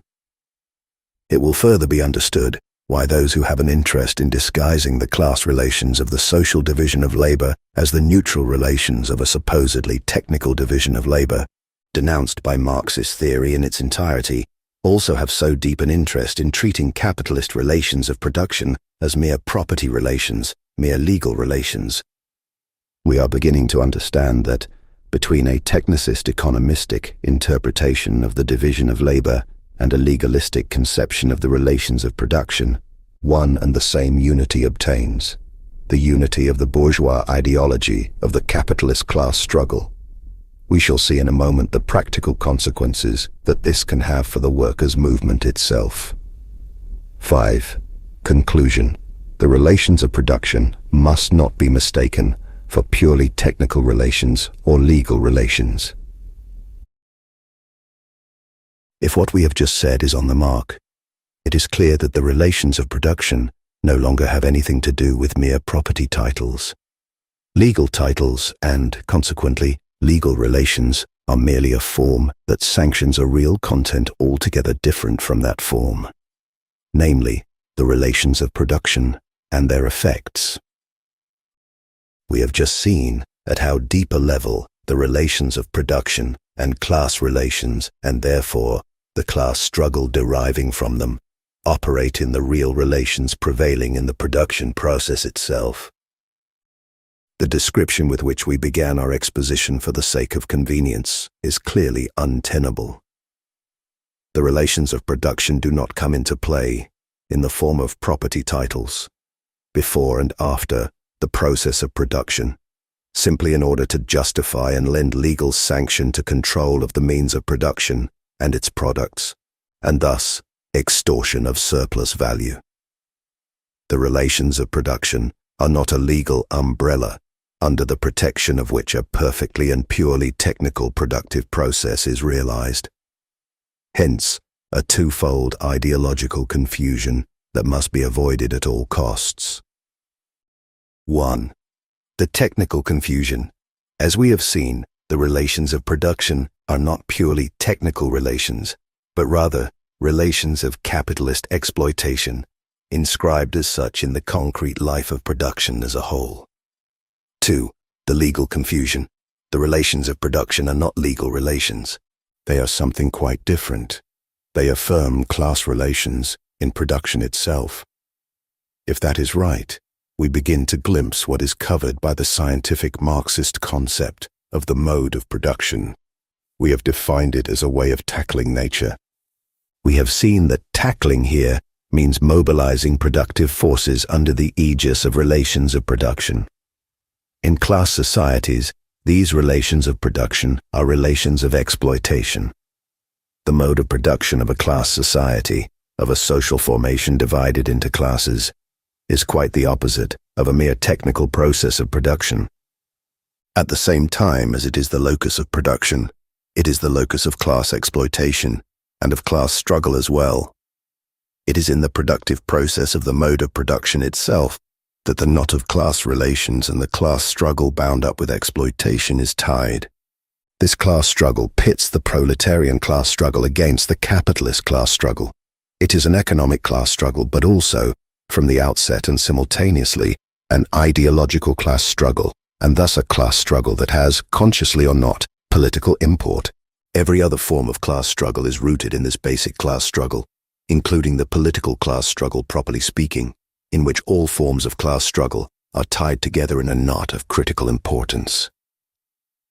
It is easy to understand the capitalist's interest in depicting the process of production as the opposite of what it is, as a purely technical, rather than an exploitative process. It is also easy to understand their interest in depicting the relations of production as something quite different from what they are, as legal relations, not relations included in class relations and the class struggle. It is also easy to understand that the destiny of every class struggle, the victorious revolutionary class struggle included, ultimately depends on an accurate conception of the relations of production. To build socialism, it will be necessary to establish new relations of production that abolish, concretely, the exploitative effects of the previous relations of production, together with all their class effects. The construction of socialism can therefore not be settled with purely legal formulas. Ownership of the means of production, plus better technical organization of the labor process. At the limit, these are formulas which, if they are not seriously criticized and corrected, and very soon at that, may end up trapped in the economistic, technicist, legal, humanist, bourgeois ideology of work. Every misunderstanding of these formulas and their inexorable logic does an objective disservice to the revolutionary cause and the construction of socialism. The reproduction of the conditions of production. We have not yet finished with the mode of production.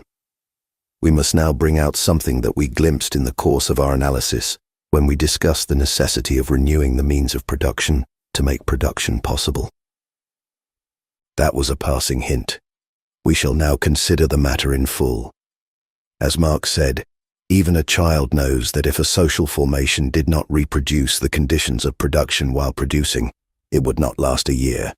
Thus, the ultimate condition for production is the reproduction of the conditions of production. It can be simple, only just reproducing the conditions of previous production, or, on an extended scale, expanding them.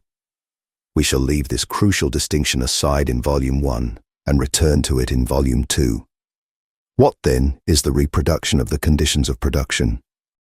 The reader should be warned that we are here entering a domain that is both very familiar, since Capital Volume 2, and singularly misunderstood. The tenaciously self-evident truths, the empiricist kind of ideological self-evident truths, of the point of view of production alone, or even of simple productive practice, which is itself abstract with respect to the process of production, are so much a part of our everyday consciousness that it is extremely difficult, not to say practically impossible, to rise to the standpoint of reproduction. Yet outside this standpoint, everything remains abstract, not just one-sided, but distorted. That holds even at the level of production and a fortiori at the level of simple practice. Let us try to examine matters methodically and clearly. To simplify our discussion, and bearing in mind that every social formation is characterized by a dominant mode of production, we may say that the process of production puts the existing productive forces to work under determinate relations of production. It follows that, in order to exist, every social formation must, while it produces, and in order to be able to produce, reproduce the conditions of its production. It must therefore reproduce the productive forces, the existing relations of production, reproduction of the means of production. Everyone now admits, including both the bourgeois economists who work in national accounting and modern macroeconomic theorists, because Marx compellingly proved it in Capital Volume 2, that no production is possible unless it ensures reproduction of the material conditions of production in strictly regulated proportions, reproduction of the means of production. The average economist is, in this respect, no different from the average capitalist. He will tell you that every year it is necessary to make provisions to replace what is used up or wears out in production: raw materials, fixed facilities, buildings, instruments of production, machines, and so on. We say the average economist equals the average capitalist because both express the viewpoint of the enterprise. They content themselves with simply commenting on the terms of its financial accounting practice. We know, however, thanks to the genius of Quesnay, the first person to pose this problem that was staring everyone in the face, and the genius of Marx who solved it, that the reproduction of the material conditions of production cannot be thought of at the level of the enterprise because it does not exist in its real conditions at that level. What happens at the level of the enterprise is an effect that only gives some idea of the necessity of reproduction, but does not at all enable us to think its mechanisms. A moment's reflection will convince us of this. Mr. X, a capitalist who produces woolens in his mill, has to reproduce his raw material, machines, and so on. However, he does not produce them for his own production. Other capitalists do. Mr. Y, a big Australian sheep breeder. Mr. Z, a big machine tool manufacturer, and so on.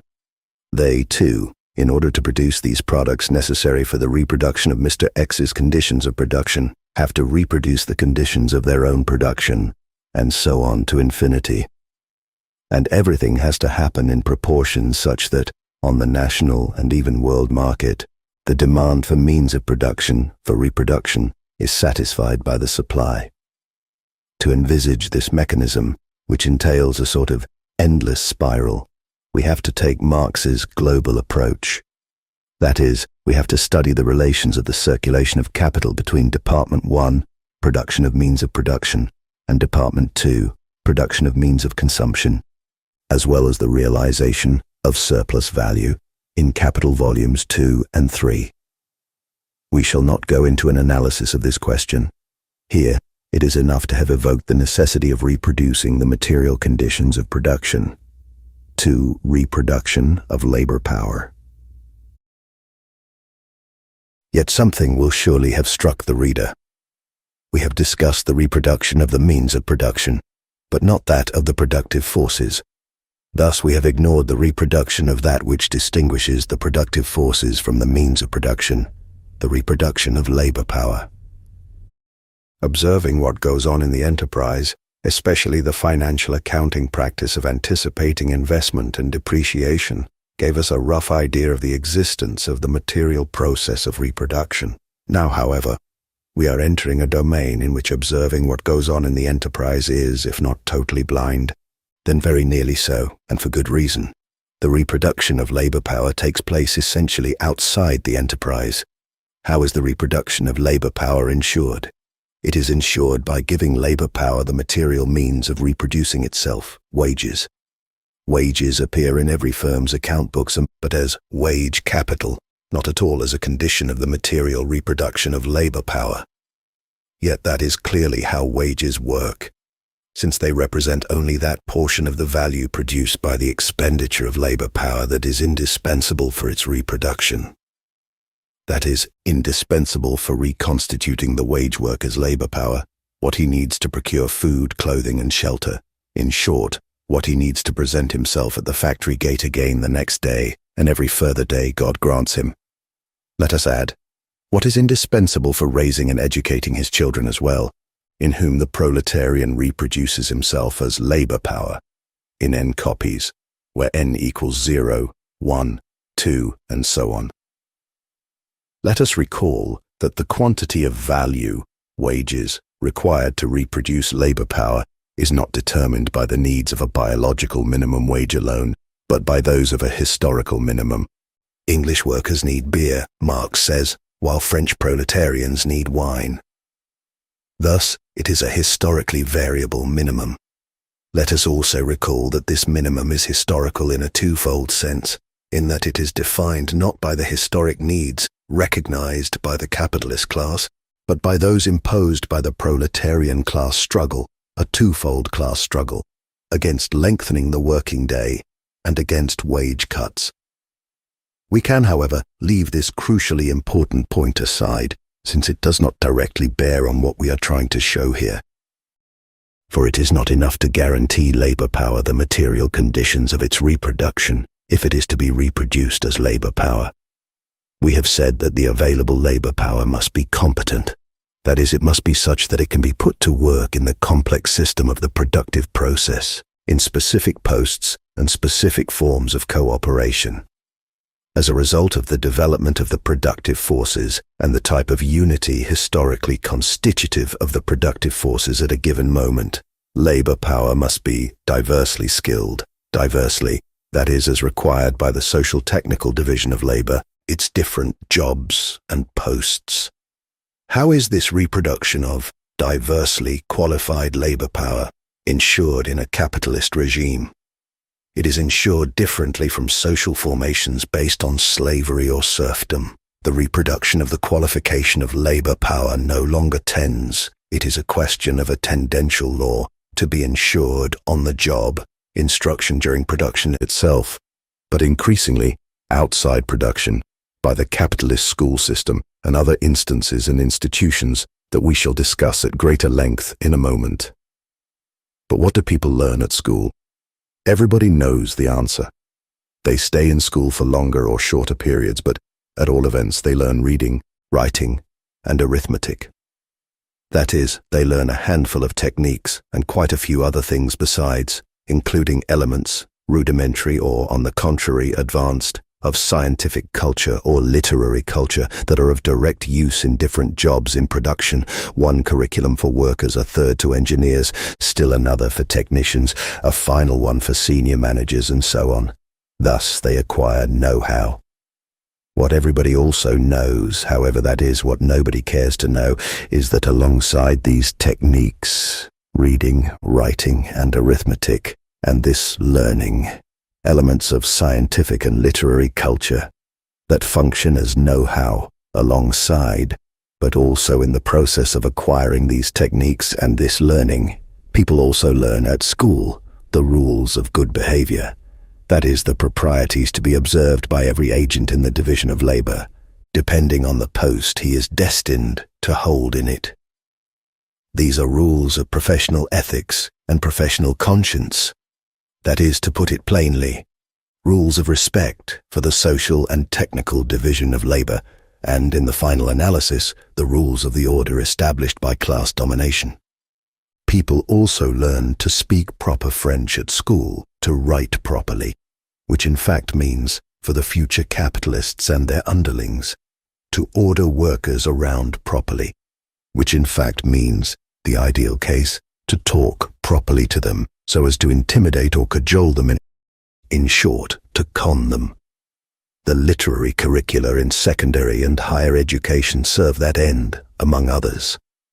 To put this in more scientific terms, we shall say that the reproduction of labor power requires not only that its qualifications be reproduced, but that its submission to the rules of respect for the established order be reproduced at the same time.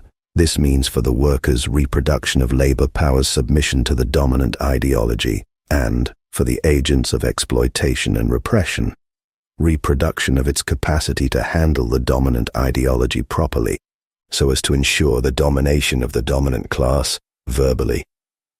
In other words, the school, but also other state institutions such as the church, or other apparatuses such as the army, which is as free and mandatory as school, to say nothing of the political parties, whose existence is bound up with the states, teaches know-how, but in forms that ensure subjection to the dominant ideology, or else the practice of it. Every agent of production, exploitation, or repression, to say nothing of professional ideologues Marx, has to be steeped in that ideology in one way or another in order conscientiously, and with no need to have his own personal gendarme breathing down his neck, to carry out his or her task, the task of the exploited, the proletarians, the exploiters, the capitalists, the auxiliaries of exploitation, supervisory personnel, or the high priests of the dominant ideology, its functionaries, and so on. Thus we see that the sine qua non for the reproduction of labor power is the reproduction not only of its qualification, but also of its subjection to the dominant ideology, or of the practice of this ideology. Let us clearly spell out that one has to say, not only but also, for it is in the forms and under the forms of ideological subjection that the reproduction of the qualification of labor power is ensured. With that, however, we discover a new reality, ideology. A long analysis is required to broach this question. We shall introduce it with two remarks. The first remark will round off our analysis of reproduction. We have just rapidly examined the forms of the reproduction of the productive forces, that is, the means of production and labor power. But we have not yet broached the question of the reproduction of the relations of production. This question is the number one question, the crucial question for the Marxist theory of the mode of production. To neglect it would be a theoretical omission, worse, a serious political mistake. We shall therefore discuss it. To acquire the means we need to discuss it, however, we have to make another long detour. We ask the reader to follow us patiently and attentively. The second remark is that, to make this detour, we have to ask our old question again. What is a society? Base and superstructure. We have already had occasion to insist on the revolutionary nature of the Marxist conception of the social whole with regard to what distinguishes it from the Hegelian totality. We said this thesis simply restates well-known propositions of historical materialism, that Marx conceives the structure of every society as constituted by levels or instances articulated by a specific determination. The infrastructure or economic base, the unity of the productive forces and the relations of production, and the superstructure, which itself comprises two levels or instances, the political legal level, law and the state, and the ideological level, the various ideologies, religious, moral, legal, political, and so on. Advantages of a topographical representation. This conception is of theoretical and didactic interest. It makes us see the difference between Marx and Hegel. It has a crucial theoretical advantage as well. It allows us to inscribe in the theoretical dispositive of its essential concepts what we have called the index of effectivity of each one. What does this mean?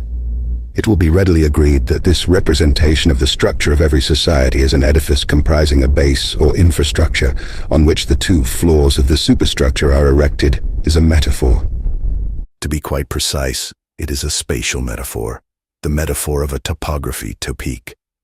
Like all metaphors, this one too suggests or makes us see something. What? Precisely the fact that the upper floors could not stay up in the air all by themselves if they did not rest precisely on their base and its foundations. Thus, the object of the metaphor of the edifice is, above all, to represent determination in the last instance by the economic base. The effect of this spatial metaphor is accordingly to assign the base an index of effectivity known by the famous terms determination in the last instance of what happens in the upper floors of the superstructure by what happens in the economic base. Setting out from this index of effectivity, in the last instance, the floors of the superstructure are obviously endowed with different indices of effectivity. What kind of indices? We can say straight away, with no risk of error, that the upper floors of the superstructure are not determinant in the last instance, but are rather determined by the effectivity of the base, and that if they are determinant in their own way, which we have not yet defined, they are such insofar as they are determined by the base, their index of effectivity or determination, as determined by the determination in the last instance of the base, is thought in two forms in the Marxist tradition. 1. The superstructure is relatively autonomous with respect to the base, and 2. The superstructure reacts back on the base. We can therefore say that the big theoretical advantage of the Marxist topography, that is of the spatial metaphor of the edifice, base and superstructure, is that it simultaneously makes us see that questions of determination or of index of effectivity are crucial, that it makes us see that it is the base which determines the whole edifice in the last instance, and consequently, that it requires us to pose the theoretical problem of the type of derivative effectivity that is specific to the superstructure, or in other words, that it compels us to think what the Marxist tradition designates with the linked terms of the relative autonomy of the superstructure and the action of the superstructure back on the base. On the other hand, the major disadvantage of this representation of the structure of all societies by the spatial metaphor of the edifice is, obviously, that it is metaphorical. In other words, that it remains descriptive. It now seems to us imperative to represent things differently. Let there be no mistake.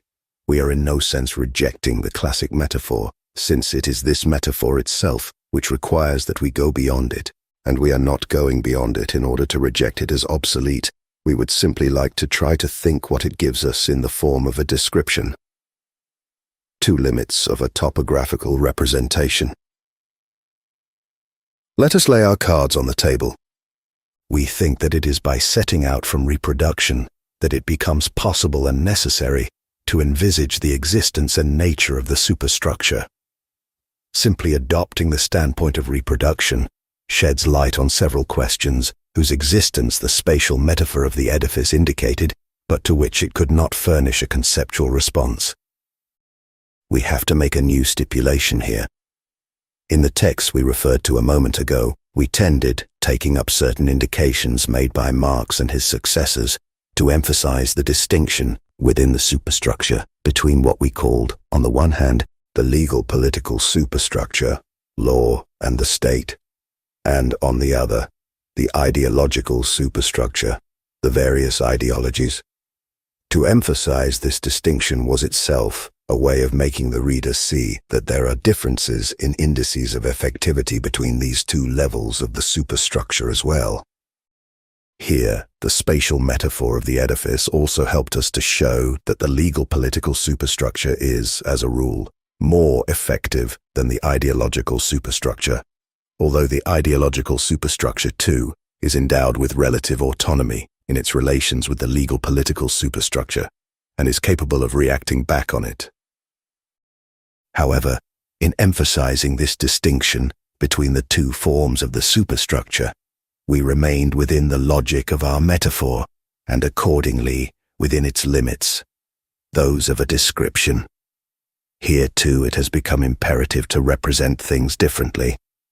That is, we should represent the relations between, first, the law state, and second, the ideologies, in a way different from that dictated by the logic of the descriptive metaphor of the edifice.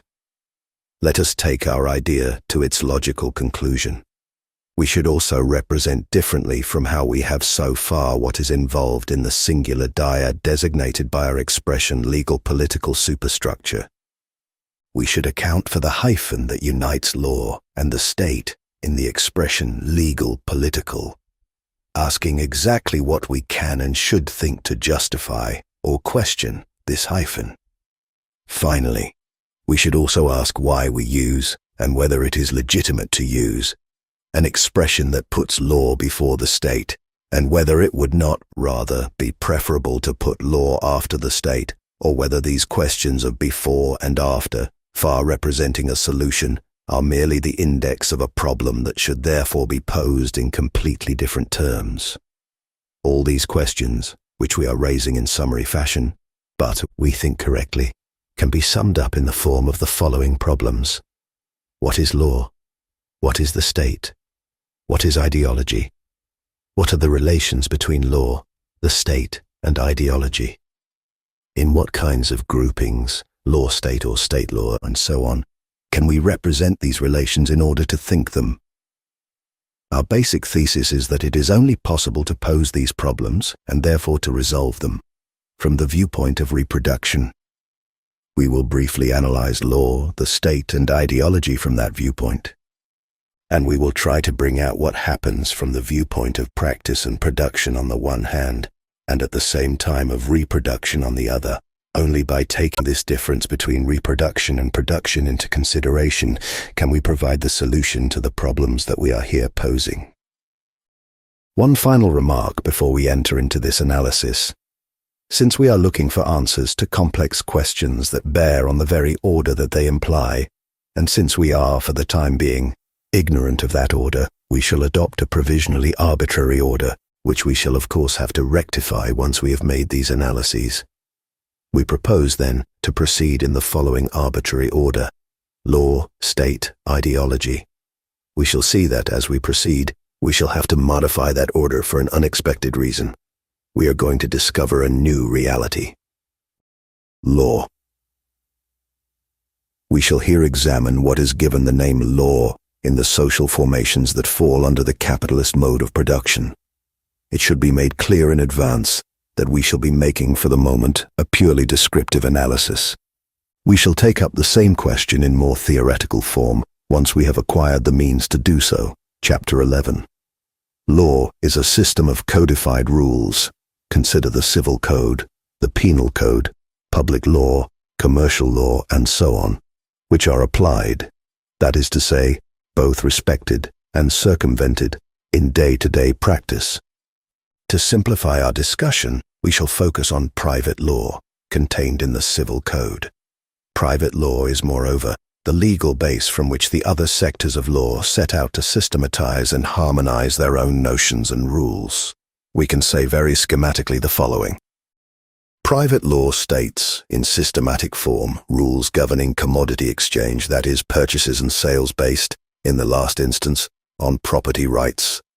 Those rights, in turn, are derived, explicite, from the following general legal principles: legal personality, civil personality, which defines individuals as legal persons endowed with defined legal capacities, the legal freedom to use and abuse the goods one owns, and equality before the law.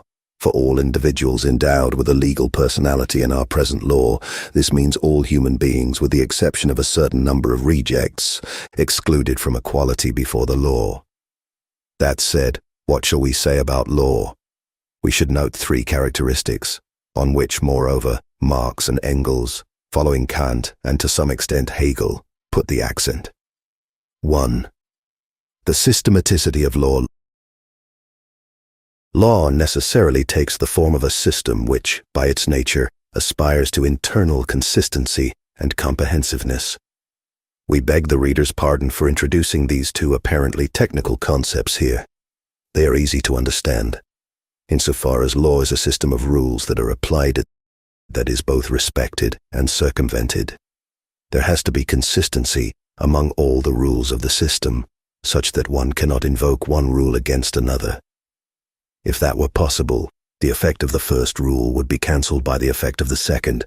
That is why law tends to eliminate all possibility of internal contradiction, and why jurists engage in the extraordinary activity of systematization that has from time immemorial elicited the admiration of ordinary mortals.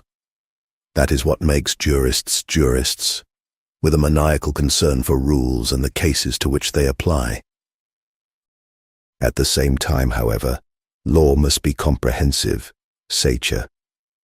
In other words, it must represent a system of rules which, tendentially, cover every case that could possibly present itself in reality, so that one is not brought up short by something that is not juridically covered, and could allow non-juridical practices to make their way into the law itself, undermining the integrity of the system. Hence another admirable aspect of the activity of jurists, who have from time immemorial striven to absorb the disparities of customary law and the gaps and deviations of case law, application of the existing rules to concrete cases that often go beyond them in the law itself.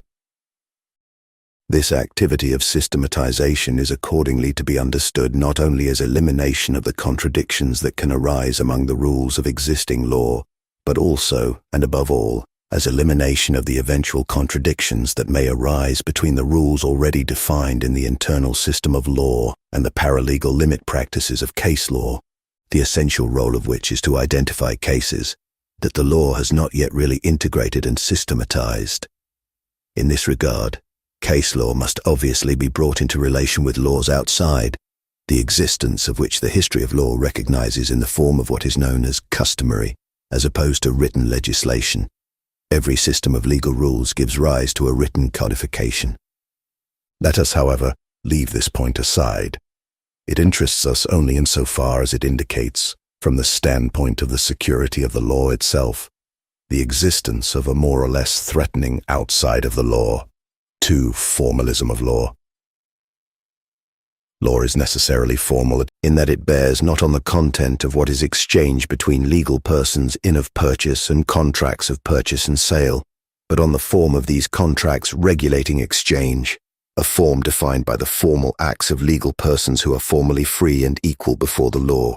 It is to the extent that law is formal that it can be systematized as tendentially non-contradictory and comprehensive.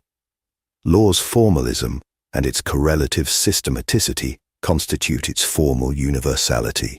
The law applies to and may be invoked by every person legally defined and recognized as a legal person. The formalism of law is usually regarded as, and criticized for being, formalistic. Thus it is judged and criticized from a moral standpoint. A moral standpoint is a moral standpoint. It produces approval or condemnation. But law is indifferent to whether it is approved or condemned. Law exists and functions, and can only exist and function formally. The obvious effect of law's formalism is to bracket, in law itself, the different contents to which the form of law is applied. But it by no means makes these contents disappear by enchantment.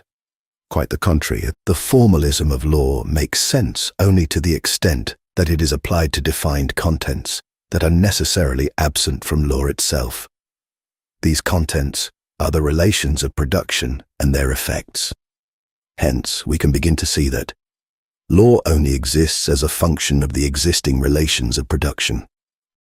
Law has the form of law, that is formal systematicity, only on condition that the relations of production, as a function of which it exists, are completely absent from law itself. This singular situation of law, which exists only as a function of a content from which it abstracts completely the relations of production, explains the classical Marxist formula: Law expresses the relations of production while making no mention at all, in the system of its rules, of those relations of production. On the contrary, it makes them disappear. The distinction between the relations of production on the one hand and law on the other is fundamental in Marxist theory. Confusing them gives rise not only to very serious theoretical mistakes, but also to the very serious political errors that follow from those theoretical mistakes. It is in fact imperative that we make this distinction not only in order to analyze what happens in the capitalist mode of production, but also in order to anticipate what will happen in the socialist mode of production. It is perfectly obvious, to take just this one example, that it is wrong to define the socialist mode of production in terms of collective or socialist ownership of the means of production. It is wrong to define the socialist revolution as the transition from one kind of ownership to another, from ownership of the means of production by individuals or monopolistic groups, reduced to a handful, to ownership of the same means of production by the collectivity. That is, the state on the one hand and cooperatives on the other. For to talk about collective ownership of the means of production is to talk about not socialist relations of production, but let us say socialist law, and to mistake so-called socialist law for socialist relations of production. If we stick to this purely legal definition of the socialist mode of production, we risk very serious disillusions. Experience is there to prove it. We know that Marx always defined the relations of production constitutive of the socialist mode of production, not in terms of collective, socialist ownership of the means of production, but in terms of their collective or common appropriation by freely associated men and women. Thus he refused to define in terms of law that which cannot be defined in terms of law, even if it is called socialist law. This refusal goes very far in Marx, for in his view all law, since it is in the last instance the law of commodity relations, is marked by this indelibly bourgeois defect. Thus all law is by essence, in the last instance, inegalitarian and bourgeois. See on this question the admirable, but too brief, comments to be found in the Critique of the Gotha Program. What then are we to understand by collective, common appropriation of the means of production by freely associated men and women? Clearly, while the problem is posed by this programmatic formula, which eschews all reference to law and all legal domination, the solution is not provided. The debates that this problem has occasioned and continues to occasion in the history of the Marxist workers' movement are well known and far from over. Some do not go beyond state and cooperative ownership of the means of production. Socialism then becomes a matter of economic planning. They claim that good socialist law and good planning realize, spontaneously and concretely, the appropriation of the means of production of which Marx spoke. Others wish to move immediately to direct appropriation by the agents of production by establishing self-management, which for them is this appropriation. Slogans such as workers' power or economic democracy issue or have issued from this tendency. Things are not simple. They are not simple because we must not confuse the socialist relations of production enabling common appropriation of the means of production, and later, communist relations of production, with the relations to be established in the phase of the transition to socialism. For if socialism must not be confused with communism, the phase of the transition to socialism, of the construction of socialism, must a fortiori not be mistaken for socialism. In the transitional phase in question, the phase of the dictatorship of the proletariat, one does not yet have to do, as Lenin repeated 1,000 times, with socialist relations of production, but with transitional relations in which so-called socialist law remains, by its form, inegalitarian and therefore bourgeois law, and in which state ownership and cooperative ownership are merely transitional forms, that the dictatorship of the proletariat must utilize as such in order to prepare in them, patiently, tenaciously, over a long period, the constitution of the future socialist relations of production. Lenin repeated this incessantly against all those who, ignoring the need to proceed step by step, and to boot, proposing petty bourgeois solutions already quite classic in utopian socialism, wanted to establish workers' power, self-management, and economic democracy, or the democracy of production. If, however, we can agree to leave the problems of the transitional phase of the dictatorship of the proletariat to that phase, the first of them consists in knowing whether or not one has gone beyond the phase of the dictatorship of the proletariat, and not confuse them with the problems of already constructed socialism. We can pose the question of the nature of collective, socialist appropriation of the means of production in its own right. We can ask to begin with what Marx meant by this programmatic term.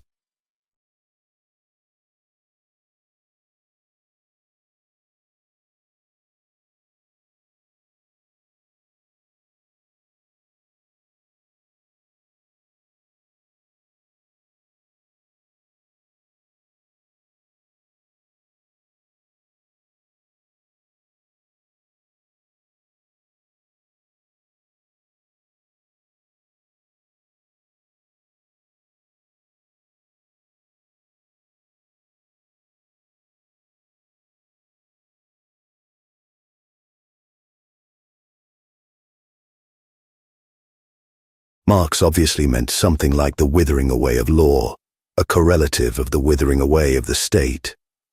The withering away of law can only mean the withering away of commodity exchange. Exchanges of goods in the form of commodities, naturally including, first and foremost, the commodity that labor power becomes in capitalist commodity relations, and their replacement by non-commodity exchange. We are thus inevitably led to the question as to how such non-commodity exchange is to be realized. The classic response runs through socialist planning. But what is socialist planning? It is plain that this is a burning question today, but it is one that bears the terrible mark of the very particular form that Stalin's politics impressed on Soviet planning from the 1930s on. We shall call it state-étatique planning, rather than bureaucratic planning, since the bureaucracy effect is a secondary effect of a more general politics. All those trying in the USSR, Czechoslovakia, Hungary, and other countries to make planning more flexible by introducing liberal measures are even today thrashing about within the limits established by this very particular form. The effect of such measures is to acknowledge and extend commodity relations at the very heart of these countries' economies.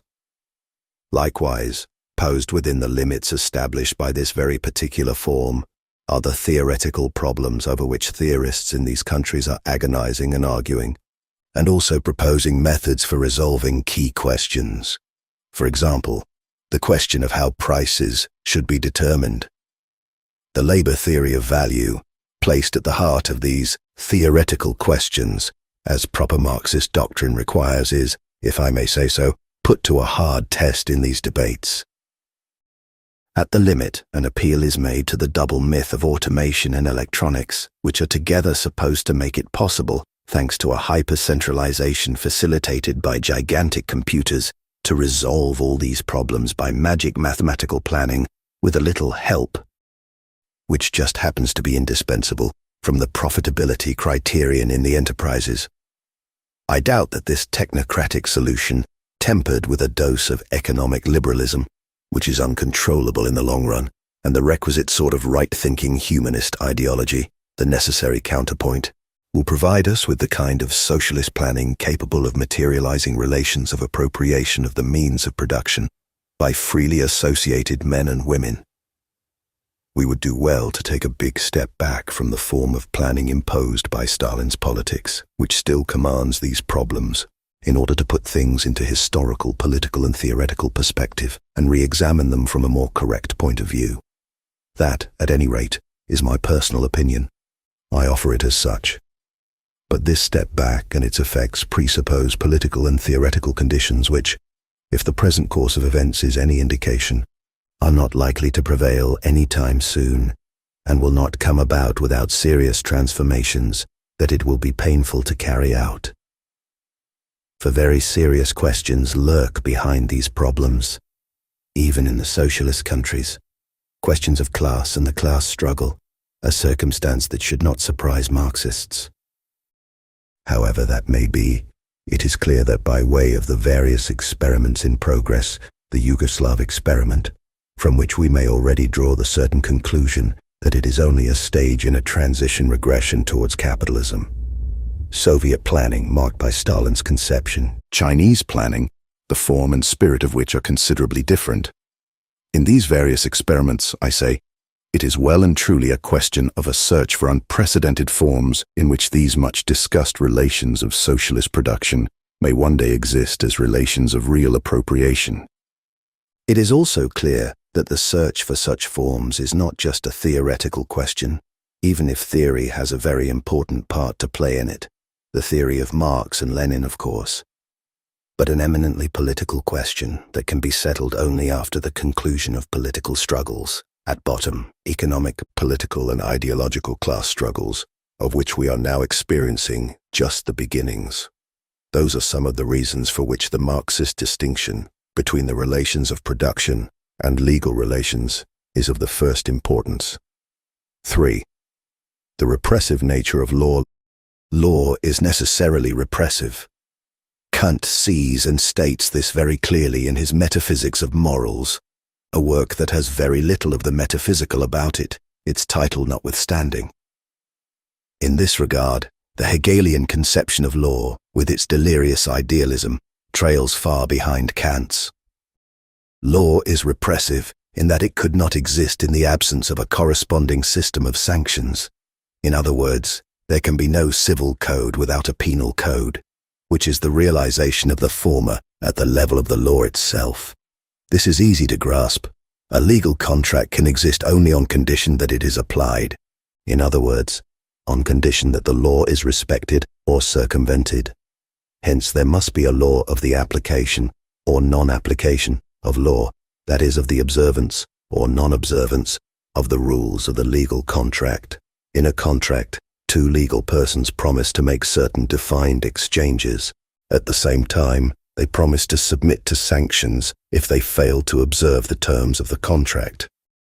By way of the essential legal complement to law comprised by the system of legal rules for the sanction of non-observance of the terms of a contract, by way of the legal complement of the civil code comprised by the penal code, law recognizes internally that it could not exist, that is, be practiced by legal persons, without rules of repressive constraint.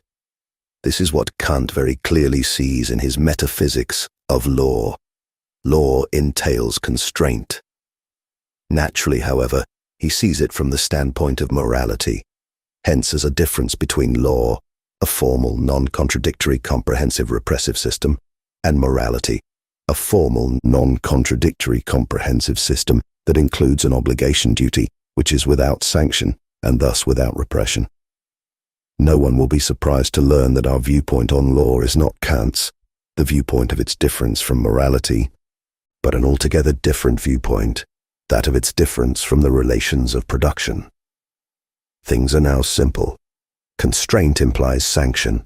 Sanction implies repression, and therefore necessarily an apparatus of repression. This apparatus exists in the repressive state apparatus in the narrow sense. It is called courts, fines, prisons, and the various detachments, corps, of the police.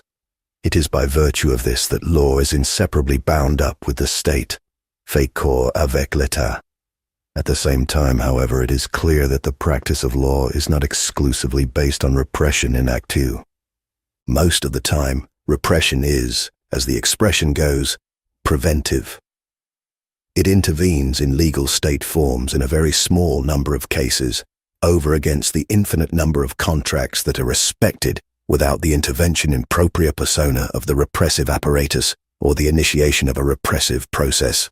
In the vast majority of cases, things go without a hitch. The terms of the contract are observed. We must, however, pay close attention here. For law, legal ideology, and the supplement of moral ideology, common sense, that almanac